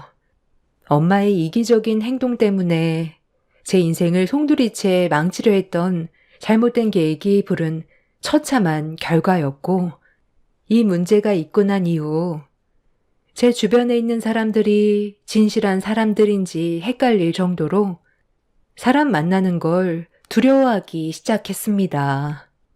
엄마는 모든 게 저를 위한 길이었다고 했지만 제가 봤을 때는 그 반대였어요. 뒤늦게 잘못을 인정하셨지만 너무나 실망한 나머지 마음이 조금도 열리지 않습니다. 요즘 일도 손에 잡히지 않고 밖으로 나가지도 못하고 있어요. 식당은 직원들이 장사를 하고 있지만 이런 식으로 운영할 바엔 차라리 폐업 처리하고 쉬는 게 어떨까 생각 중입니다. 아무리 제가 홍기가 한참 지났어도 이런 식으로 사람의 인생을 함부로 만들어가려 했던 엄마와 결혼정보업체 사람들, 그리고 저를 이용만 하려 했던 거짓 남자친구 식구들 또한 법적으로 전부 소송을 준비하고 있는 중입니다. 절대 선처 없고 용서하지도 않을 겁니다. 정신적인 충격에서 벗어나지 못하고 있는 지금 현재, 엄마는 저에게 끊임없이 연락을 취하고 있지만 진정으로 딸을 위한 방법은 아니었다고 생각해요. 여러분들께선 저희 엄마가 정말 저를 위해서 한 행동인 것 같나요? 만약 순조롭게 일이 진행이 됐다면 저는 진심이 아닌 거짓된 사랑에 속아 결혼을 한 건데도 이게 저를 위한 길이었을까요? 여러분들의 생각은 어떠신가요? 이해해주는 게 맞는 거라고 생각하시나요? 저희 엄마는 이 문제로 오히려 저에게 억울하다고 하소연을 하고 있습니다. 누가 봐도 피해자는 저인데 말이죠. 잘 지내고 있던 가족 관계에 이런 문제가 생겼다는 게 너무 마음이 아프네요. 법적 소송 절대 물을 생각 없습니다. 끝까지 진행할 거고 제가 받은 정신적 피해에 대한 부분들 전부 그 사람들을 법적 처벌을 받게 할 생각이에요. 살다 보니 별일 다 겪게 되었네요.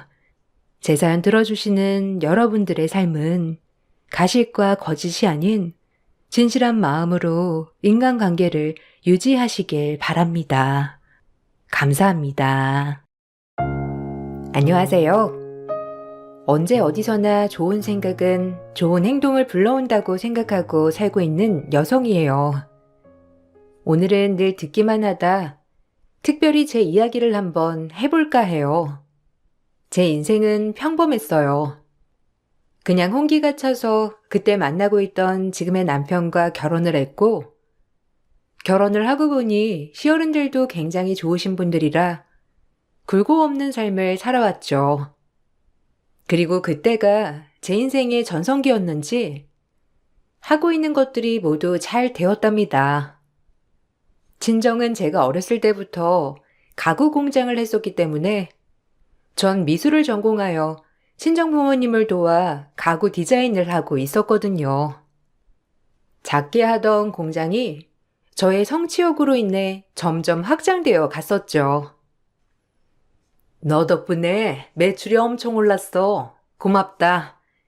이 가구 공장 네 아빠랑 나이 들면 서서히 접어야지 했는데 네가 가업을 잇는다고 하니 얼마나 좋았는데. 사실 네 아빠가 엄청 아끼던 공장이잖아. 그리고 네가 사업수완이 오죽 좋아?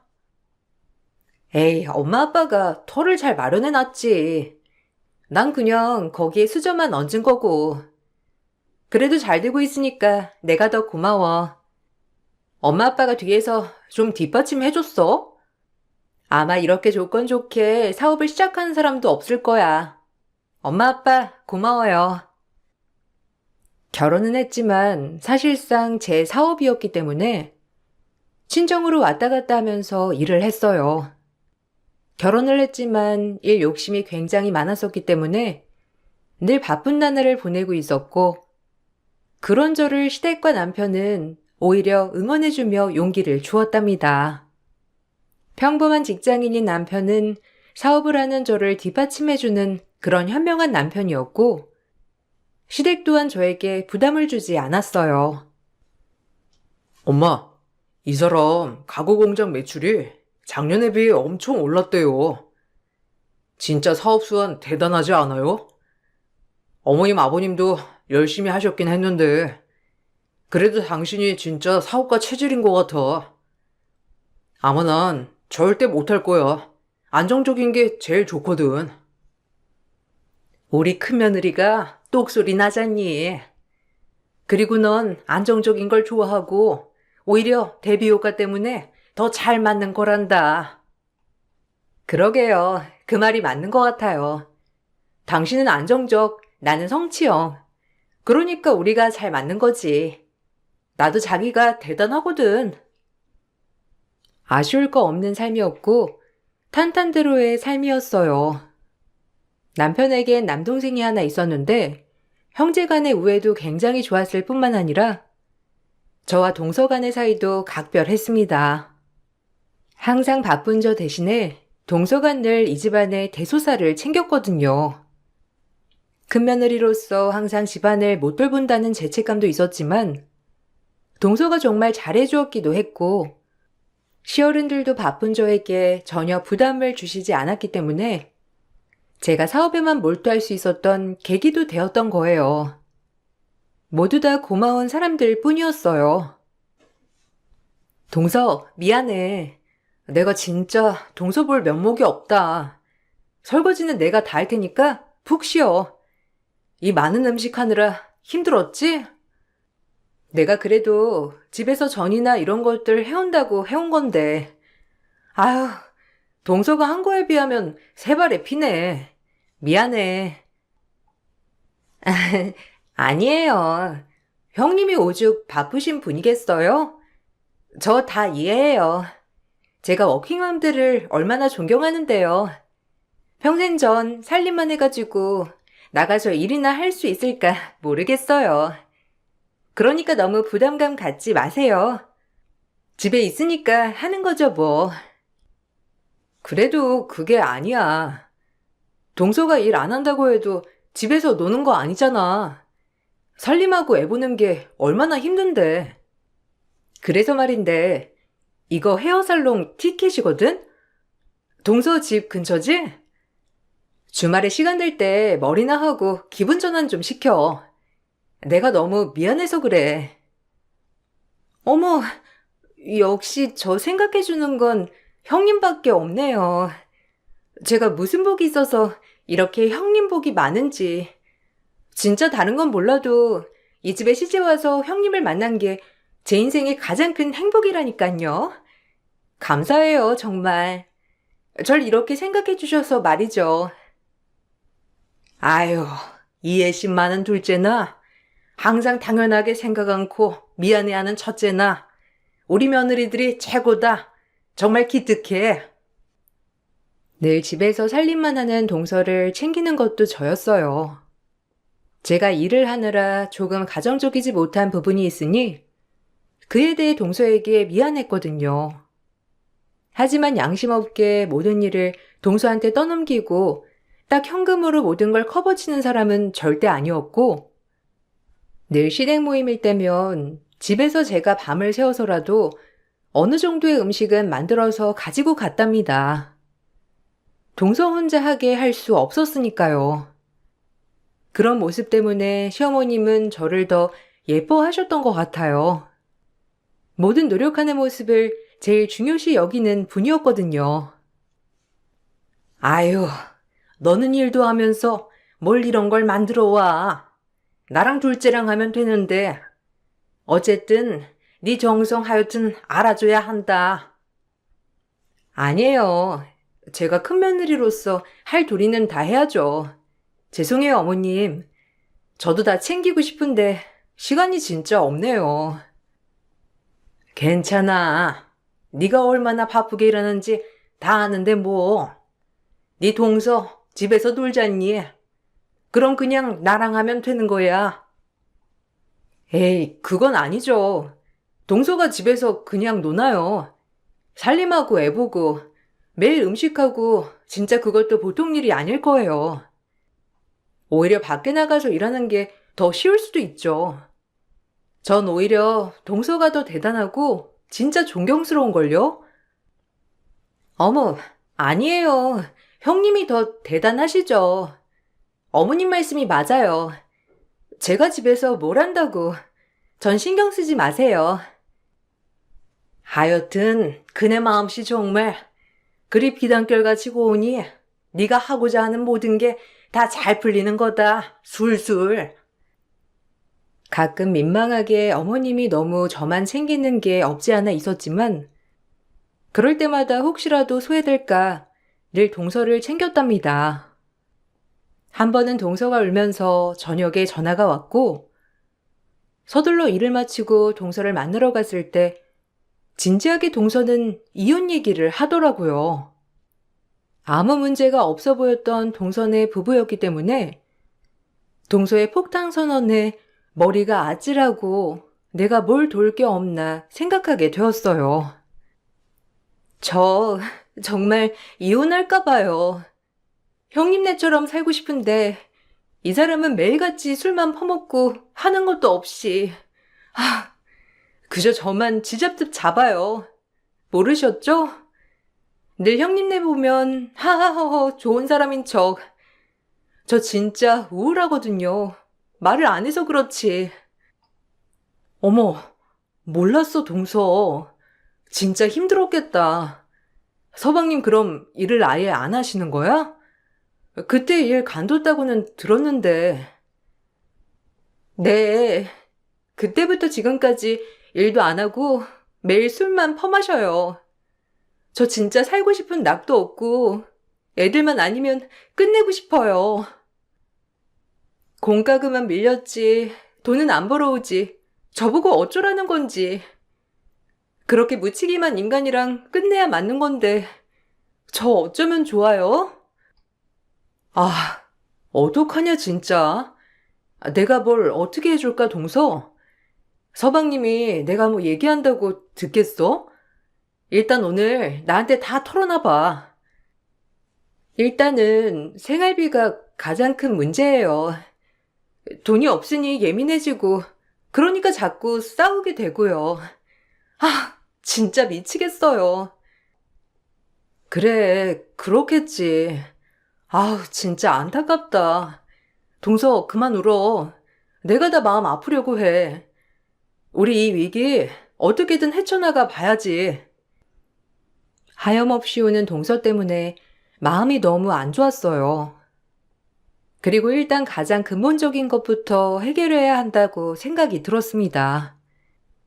현재로서 생활고를 겪고 있는 동선이었기 때문에 일단 제가 일하는 가구 공장에 서방님을 취직시키기로 마음을 먹었어요.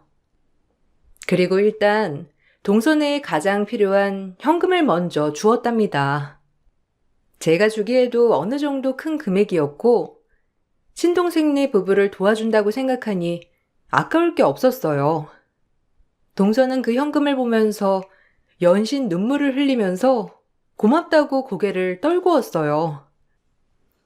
어머, 형님, 이렇게 큰 돈을 계좌로 싸주시다니 진짜 감사해요. 제가 어떤 말을 해야 할지 모르겠네요. 아니야, 내 동생 도와준다고 생각하면 아까울 게 없지. 그리고 서방님이나 동서나 남도 아니고 가족이잖아. 일단 밀린 공과금이랑 애들 학원비에 보탰어. 그동안 얼마나 마음이 안 좋았어. 내가 다 미안하다. 난 그런 것도 몰랐잖아. 감사합니다. 이러려고 말씀드린 건 아닌데 제가 몸둘 바를 모르겠어요. 형님한텐 참 갚아야 할 게 많네요, 정말. 그리고 혹시 서방님 우리 가구 공장에 취직시키면 어떨까? 해보지 않은 일이라 좀 힘들 순 있겠는데 그래도 당장에 동선의 생활비라도 벌어야 할 거 아니야. 취직이 쉬운 것도 아니고. 어때? 나도 이런 말 하긴 조금 조심스럽긴 해. 어머, 저희야 좋죠. 감사해요. 사실 애 학원비에 지금 들어갈 돈이 한두 푼이 아닌데, 마냥 놀고만 있으니 제 마음이 조급해져서 그만. 역시 형님한테 얘기하면 뭐든 해결될 줄 알았어요. 정말 솔로몬이세요. 고맙습니다. 아니야. 내가 도움이 된다고 하니 나야 고맙지.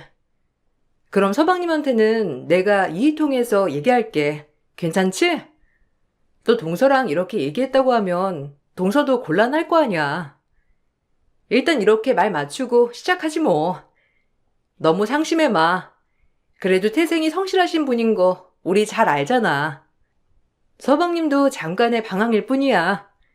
우리가 조금은 이해해보자. 동서 힘들지? 힘내. 그렇게 시동생은 제 가구 공장에서 일을 하게 되었고, 사실상 전공이 아니다 보니 썩 잘하진 않았지만, 그래도 형을 생각해서 성실하게 일을 하더라고요.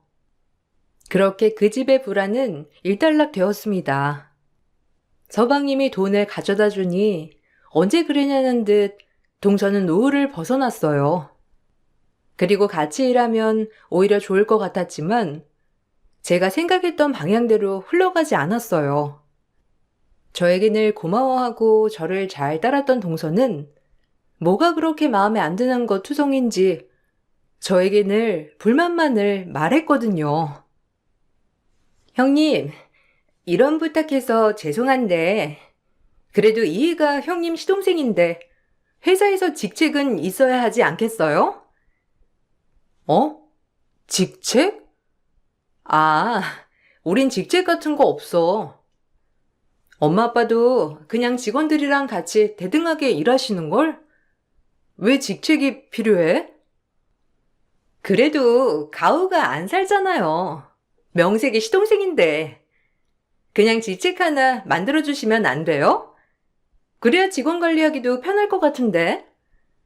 형님이 이제 대표니까 그런 것쯤은 해줄 수 있지 않나요? 형님, 제가 존경하는 거 아시잖아요. 제발요. 아, 미안.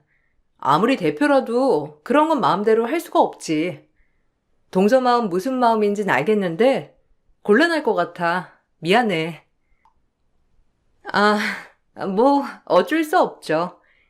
제가 이렇게라도 말씀드리면 형님이 재고라도 해보실 줄 알았는데 역시 남이긴 하네요. 그럼 월급 좀 인상해 주시면 안 돼요? 저희 애가 둘의 외벌이인데 아무래도 월급이 너무 짜서 조금 빠듯하긴 하거든요. 서방님이 원하는 거야? 아니면 동서가 원하는 거야? 솔직히 경력이 없고 이 정도 월급이면 진짜 많이 주는 거거든. 이것도 안 된다, 저것도 안 된다. 뭐 알겠습니다. 전 그래도 형님을 언제나 제 친언니처럼 생각했는데 역시. 말끝을 흐리면서 묘하게 기분 나쁘게 하는 동서였어요. 사실 동서와 지낼 때 이런 감정은 처음이라 당황스럽고 묘하더라고요. 하지만 이건 시작에 불과했고 같이 일을 하는 내내 동서는 저에게 특히 급여적인 부분에서 불만이 많았습니다. 오히려 같이 일을 하게 되니 저의 연매출에 대해서도 왈가왈부하는 일이 잦아졌고 피곤해지는 일이 급격히 많아졌어요. 얘기 듣기론 매출 장난 아니라면서요? 형님 근데 너무 짠 거 아니에요? 그래도 가족인데 저희만 가족으로 생각한 것 같네요. 원래 가족한테 제일 잘해야 하는 건데 지금 형님은 형님 배만 불리는 꼴이니 참 마음이 그렇네요. 동서, 말 함부로 할래? 내가 저번부터 많이 참았는데 매출은 나뿐만 아니라 공동으로 관리하는 부모님이 알아서 하시는 거고 지난번부터 월급 때문에 그래? 나 진짜 동서 이런 모습 낯설다. 지금 같아선 괜히 서방님이랑 일하자고 한 것 같아. 본색 나오시네요. 전 친언니처럼 믿고 따랐는데 그놈의 감투 씌워주는 일이 뭐가 그렇게 힘든 건지. 솔직히 형님네 부모님 언제까지 그 일 하시겠어요? 이제 믿을 사람이라곤 제 남편뿐이 없을 텐데 너무 야박하신 거 아니에요? 공사 구분이 안 되는 동서와는 말이 통하질 않았어요. 그리고 이렇게 사적인 일로 마음이 복잡할 때 하필 경제 사정도 곤두박질치기 시작했습니다. 계속해서 승승장구했던 제 사업 홈쇼핑과 이제 곧 계약하고 방송도 타려고 기다리고 있던 그때 갑작스러운 가구 디자인의 유출로 인해 모든 게 무산되고 만 거예요. 전 그 유출된 것이 어이가 없었고 홈쇼핑은 물론 일단 지금 온라인상에 가구를 올려놓은 것들을 다 내려야 하는 지경에 이르렀어요. 제 디자인인데도 불구하고 말이죠. 홈쇼핑에 판매를 할 목적으로 재고 수량을 훨씬 많게 찍어냈던 물품 때문에 저희는 그 물량 금액을 회수하지 못했고 결국 부도 처리 수순을 밟게 되었어요. 사람 망하는 건 한순간이었고 제 욕심으로 욕심 없이 소소하게 일하시던 부모님이 피해를 본 것 같아 정말 죄송한 마음만 들었습니다. 하지만 오히려 절 더 걱정하고 신경 써주는 부모님과 남편이었어요. 이럴 때도 있고 저럴 때도 있는 거야. 일단 이 위기 잘 헤쳐나가자. 사람이 어떻게 상승 곡선만 타겠니? 너무 낙담하지 마. 미안해. 내가 욕심부려서 문까지 닫게 하고. 내가 꼭 일으킬 게 엄마. 일단 지금은 어쩔 수가 없네. 미안해. 나도 도울게. 당신 혼자 아니니까 너무 걱정하지 마. 그리고 완전 빚더미도 아니고 이 정도 빚은 금방 재기할 수 있을 거야. 전 백방으로 다시 회사를 살리기에 급급했어요. 그 무렵 저랑 같이 일을 하던 서방님은 진작에 회사의 안 좋은 소식을 눈치채고 일을 그만둔 상태였고 얘기를 듣기론 동선의 친정 부모님이 가지고 있던 땅이 팔리면서 동선은 돈방석에 앉게 되었다고 했어요. 저와 갑작스럽게 삶이 바뀌어 버린 거예요. 남한테 돈을 절대 꾸면 안 되겠다는 신념을 가지고 살았는데 사람이 한기에 부딪히니 이리저리 손을 뻗을 수밖에 없었어요. 저에게 생각나는 사람은 동서뿐이었습니다. 그리고 동서에게 부탁을 하였어요. 돈 얘기하는 게 참 쉬운 게 아닌데 동서 혹시 나 좀 도와줄 수 있을까? 이번 물류건만 해결되면 정상화되거든. 정말 미안한데 돈 좀 꺼줄 수 있어? 신원은 확실하잖아. 이번에 동서가 도와주면 은인이라고 여기면서 살게. 부탁해. 어머, 형님이 저한테 아쉬운 소리 할 때가 있네요. 기가 막혀라. 이건 동영상으로 찍어놔야 하는데 언제 또 형님이 저에게 아쉬운 소리를 하겠어요. 근데 어쩌죠? 제 철칙이 절대 동거래는 안 하는 거라. 미안하지만 안 되겠네요. 그래 뭐. 본인 신념이 그렇다고 하니 내가 더 이상 할 말은 없네. 그래 알겠어. 어쩔 수 없지. 이런 얘기해서 미안해. 이제 제 기분 좀 마셨어요? 늘 잘 나가는 형님 뒤에서 제가 얼마나 그림자 같았는지 형님은 모를 거예요. 근데 오늘 같은 날이 오니 제 기분이 다 좋은데요? 형님 망한 건 안 됐지만 어쩌겠어요? 이제 그냥 돈 걱정하시며 사시는 수밖에. 참 안 됐네요. 그리고 이제 저희 집에 딱 큰 도움이 안 될 것 같은데 사적인 연락은 하지 말아주셨음 해요. 불편하거든요. 뭐? 무슨 뜻이야? 지금 우리 집이 망했다고 이제 거리를 두자고 하는 거야? 그리고 참 악담한다 진짜. 원래 이런 사람이야? 네, 원래 이런 사람인데 그동안 숨기고 사느라 혼났어요. 얼마나 형님이 질투나던지. 근데 이제야 제자리 같네요. 동서는 그동안 저에게 했던 모든 것들이 다 거짓이라고 하면서 제가 처한 이 상황을 비웃었습니다. 정말 바닥을 쳐보니 알겠더라고요. 진짜 내 편과 내 편을 가장한 척 있었던 인간들을 말이죠. 전 더 이상 들을 것도 없었고 화도 낼 힘이 없었어요.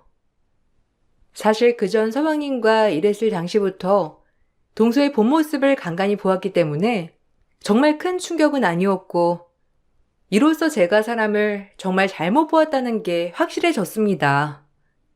그리고 절대 믿을 인간 없다고 생각하며 제 멘토를 더 부여잡게 되었죠. 그 시간에 빨리 유출범을 잡아 모든 걸 제대로 돌려놔야겠다고 생각만 했습니다. 그리하여 2년이 흘렀고 완전 최악의 상황을 벗어나던 때였어요. 원수는 외나무 다리에서 만난다는 말이 정말 맞더군요. 우연히 집 근처에서 2년 동안 절 손절한 동선애를 마주치고 말았고 동선은 절 보자마자 화색이 돌더라고요. 보아하니 제 꼴이 지금 어떤 상태인지 정말 궁금해하는 얼굴이었어요. 어머, 형님 아니에요? 아니, 이 동네는 웬일이시래? 어머님한테 듣기론 아직도 그전보다 지지부진하다던데. 아, 그래? 뭐 마음대로 생각해. 나 동서 같은 사람이랑 별로 말 섞고 싶지 않거든. 그냥 모른 척 지나가 주라. 우리가 그렇게 얼굴 보면서 안부 물을 사이는 아니잖아? 동서 보니까 알겠네. 아직까지 살만한 거. 늘 죽상이더니 달라 보여. 그런가요? 이제야 제 인생, 제 전성기가 온 거죠. 형님만 잘 살라는 법 있나요? 원래 저같이 고급지게 생긴 사람은 다 생긴 대로 살게 되어 있어요. 이 동네에 저흰 이사 가려고 여기 매물 보러 온 거거든요. 형님, 여기 70평 구경만 해볼래요? 형님한텐 그림의 떡이지만 그래도 얼마나 과거가 그립겠어요. 저랑 같이 과거로 한번 떠나보실래요? 아, 웃겨. 어디 집 보러 온 건데? 혹시 저기 동서가 가리킨 집 말하는 거야? 그럼 니들 여기 집주인 구경 한번 해볼래? 제 말에 빠르게 굳어지는 동선의 부부였어요. 서방님도 거의 동서편에 서서 저희를 등한시했기 때문에 사실상 저희 남편과도 연락을 하고 지내지 않은 지 꽤 오래 되었거든요. 그렇게 우애 좋았던 형제였는데 한순간에 이렇게 된 거죠. 그리고 제 말에 동서는 빠르게 어떻게 된 일이냐며 묻더라고요. 누가 봐도 제가 망하고 다시 일어서기를 바라지 않았던 것처럼 말이죠. 어떻게 된 거예요? 아니, 형님이 이 집 주인이라는 식으로 들리는데 맞아요? 그럴 수가 없잖아요. 어머님한테 듣기론 아직도 일어서지 못하고 그 자리 그대로라는데 이게 어떻게 된 거죠? 누가 보면 꼭 집주인 행세를 하는 것처럼 아주 웃기네요. 어머님한테 굳이 얘기하지 말라고 했지. 또 시샘 살 일 있니? 나 제기했어. 다행히 정말 내가 마지막으로 디자인한 제품이 히트쳤거든. 우리 사이 이렇게 된 거 어머님도 뻔히 아는데 동서한테 미주알 고주알 얘기하고 싶었겠어? 사람 앞일 모른다. 그렇지? 여기 내가 전세 놓은 집이야. 보아하니 매매는 아니고 전세 보러 왔나 본데 잘 구경하고 가셔.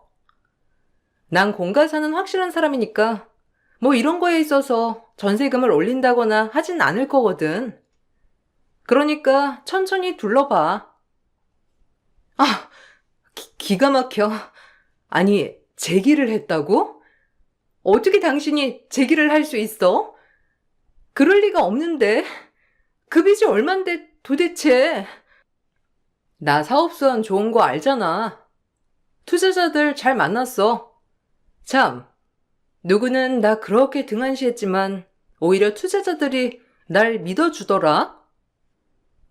제가 제기를 했다는 말에 동서는 안색이 싹 바뀌었고 집주인이 저라는 말에 또 한 번 좌절한 얼굴이었어요. 참 가까이 있었을 때 저런 모습을 왜 몰랐었는지 정말 제 발등을 찍고 싶었죠. 그리고 더욱더 놀라운 일이 밝혀졌어요. 2년 전 제 디자인을 유출해 타 업체에 공유한 사람은 바로 다름 아닌 서방님이었던 거예요. 중국으로 유출됐다, 어디 나라에 유출됐다 등 사실 디자인 유출을 한 사람은 잡기가 힘들다고 했지만 제 디자인을 판매한 사람이 술술 불더군요. 내부 소행일 거라고 확신했는데 서방님일 줄이야. 2년 동안 그 범인을 찾으려고 백방으로 노력했는데 이렇게 가까이 범인이 있을 줄은 정말 몰랐어요. 그리고 다시 한번 큰 충격에 휩싸였고 오히려 남보다 가족 간의 핏줄이 더 무섭다고 생각했어요. 서방님, 어떻게 된 거죠? 동서는 그렇다 치더라도 어떻게 서방님이 진짜 사람 속은 모른다더니 놀랍네요. 은혜를 이런 식으로 갚아요? 난 서방님네 어려울 때 정말 안타까워서 최선을 다해 돕고 싶었는데 진짜 너무하네요. 이럴 수는 없어요. 죄송합니다. 제가 그땐 미쳤었나 봐요. 더 큰 돈이 눈앞에 있으니 보이는 게 없더라고요. 마침 이 사람도 계속 부추기고 제가 형이랑 형수님한테 이러면 안 되는데 정말 죄송해요. 아니 진짜 무슨 말을 해도 용서가 되진 않겠죠? 배신감 때문에. 당연하죠. 동서 핑계 대지 마세요. 그냥 한통속이니까. 그럼 그때 부자가 됐다는 게 땅이 팔려서가 아니라 제 디자인 유출을 해주면서 받은 돈이겠군요. 긴 말 필요 없네요. 백날 입으로 말해봤자 뭐 느끼는 게 있겠어요? 법으로 해결하죠. 형수님, 제발 그냥 묻어주시면 안 될까요? 저도 후회하고 있어요. 사실 뭐 제가 항상 마음 편했던 것도 아니고 제가 힘들어진 이유 다 이것 때문이었고 이 일 때문에 저희 외면하던 게 서방님네예요. 본인들이 다 저질러 놓고 망하기만을 바랬던 것처럼 말이죠. 절대 그냥 못 넘어가요. 서방님이 뿌린 죄 알아서 달게 받으세요. 그게 속죄하는 길이니까. 전 바로 고소를 하였으나 가족이라는 이유로 형사소송이 아닌 민사소송을 진행해야 했어요. 참 법이 뭔지 가족 간에는 아무리 횡령사기라고 하더라도 법으로 그 죄를 물을 수 없더군요. 하지만 제 피해액이 워낙 큰데다 디자인 유출로 인한 건이기 때문에 민사로 진행할 수 있었습니다. 시어머니는 이 모든 사실을 알고 거의 졸도 직전이었고 그건 남편도 마찬가지였어요. 네가 사실이냐? 네 형수 회사 망하게 한 장본인이 너란 말이야? 아니 참 어떡해. 네 아들 맞나 싶어. 정말 네가 그런 거야? 죄송해요.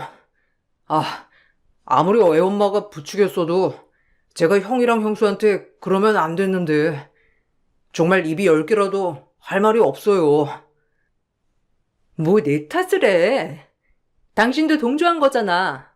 웃긴다 진짜. 비겁하게 내 탓만 하시겠다? 참 기가 막혀서 말이 안 나오네. 입 다물어. 너네는 아주 서로의 탓만 하고 진정 잘못한 걸 모르지? 나도 첫째네 하는 거 그냥 지켜볼 수밖에 없으니 벌 달게 받아. 알겠니? 고얀 것들. 그러니까 너네가 안 풀리는 거야. 그 돈으로 호요식 해봤자지. 이미 그 돈은 다 날렸잖니. 디자인을 유출한 대가로 받은 돈은 이미 흥청망청 다 써버린 서방님네 부부였어요.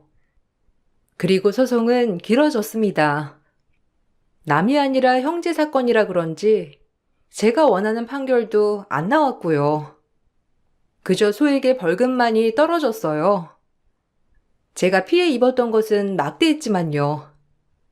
하지만 남의 눈에서 눈물 내면 본인은 피눈물 난다고 하던가요? 법으로서 크게 벌을 받지 못했지만 동선에는 그나마 조금 남아있던 돈으로 큰 돈을 벌려다 막대한 사기를 당하고 말았고 결국 서방님은 빚쟁이들에게 쫓기는 신세가 되고 말았습니다. 그제야 동선은 아차있는지 절 찾아왔습니다. 아주 불쌍한 얼굴을 하고 저에게 동정심을 유발하려고 하더라고요. 형님, 제발 한 번만 도와줘요. 저랑 우리 애들 진짜 이러다 큰일 나요. 친정이 잘 사는 편도 아닌데다가 이도 지금 쫓기는 판국에 제가 어찌해야 할 도리가 없단 말이에요. 그동안 정말 죽을 죄를 지은 거 다 아니까 한 번만 도와주시면 안 될까요? 웃긴다. 동서 나 힘들 때 뭐라고 했어? 그냥 똑같이 얘기할게. 내 철칙이 동거래는 절대 안 한다는 주의라 어쩔 수 없네. 그리고 우리가 이렇게 얼굴 마주 볼 사이는 아니잖아? 어떻게 보면 철천지 원수인데 서방님이 쫓기든 깜빵을 가든 난 알 바 없으니까 알아서 해결해. 동서의 그 잘난 주둥아리로 뭘 못하겠어? 사람 앞일 참 모르지? 그때 너의 호화로운 생활이 영원할 줄 알았니? 떳떳한 돈으로 살았던 것도 아니었으면서 뻔뻔하게끔 본인이 일군 것처럼 지금 벌 받는 거야. 제발요. 제가 잘못했어요. 진짜 그때 머리에 뭐를 맞았나. 정말 눈에 뵈는 게 없었거든요. 죄송합니다. 이렇게 빌게요. 빌지 마. 마음 안 변하니까. 그리고 다신 보지 말자. 어머님 때문이라도 완전히 연을 끊을 순 없겠지만 이도 다신 안 보고 싶어 해. 그냥 지 죽은 듯 살아. 사람은 뿌린 대로 거둔대더라. 본인들이 남 아프게 한 만큼 거두는 거지. 그럼 이만 일어설게. 형님, 정말 제가 어떻게 하면 될까요? 죽으라면 죽는 신용이라도 할 테니까 조금이라도 도와주시면 안 될까요? 저에게 돈을 조금이라도 빌려달라고 한 동서였지만 전 단칼에 거절하였고 동서네는 그렇게 심각하게 힘들어졌어요. 하지만 사람 마음이라는 게 참 뭔지 같이 자식 키우는 입장에서 동서네 자식들이 눈에 밟혔어요. 부모를 잘못 만난 죄로 이렇게 어렵게 사는 것이 마음이 안 좋았거든요. 전 그렇게 남편과 상의 후 철저히 조카들을 위해 서방님의 가장 큰 빚을 조금 변제해 주었고 숨쉴 구멍은 만들어 주었습니다. 절대 화해의 제스처가 아닌 정말 조카들을 위해서 말이에요. 저 역시 이 돈을 갚으면서도 썩 유쾌하진 않았어요. 제가 성인고자가 아니니 정말 조카들만 생각하고 해준 것이었거든요. 정말 고맙다. 자식이 뭔지 네가 내린 결단을 존중하면서도 둘째내가 마음 아팠거든. 내가 너 볼 면목이 없어. 그렇게 너 힘들게 한 못된 것들인데 막상 저꼴로 산다고 하니 내가 도와줄 형편은 안 되고 참 말도 못하고 끙끙댔거든. 아니에요. 서방님이랑 동서 보고 해준 게 아니라 저도 자식 키우는 입장에서 애들이 안 됐잖아요. 어머님이 신경 안 쓰셔도 돼요. 그리고 동서네랑 화해하겠다는 것도 아니고 저한텐 원수들인 건 변함없어요. 그러니까 저에게 고마워하시지 않아도 되세요. 고맙다. 나도 진짜 그 녀석만 생각하면 정말 이렇게 부글부글 끓는데 당신은 오죽했겠어. 내가 더 잘할게. 미안해. 그때만 생각하면 핏줄이고 나발이고 연을 확 끊고 싶다가도 저렇게 쫓기는 거 보면 참 마음이 정말 안 좋았거든. 면목 없어. 아니야, 나도 마찬가지야. 천성이 모질지 못해서 그 꼴은 보지 못하겠더라. 참, 나도 이런 내가 싫은데 어쩌겠어.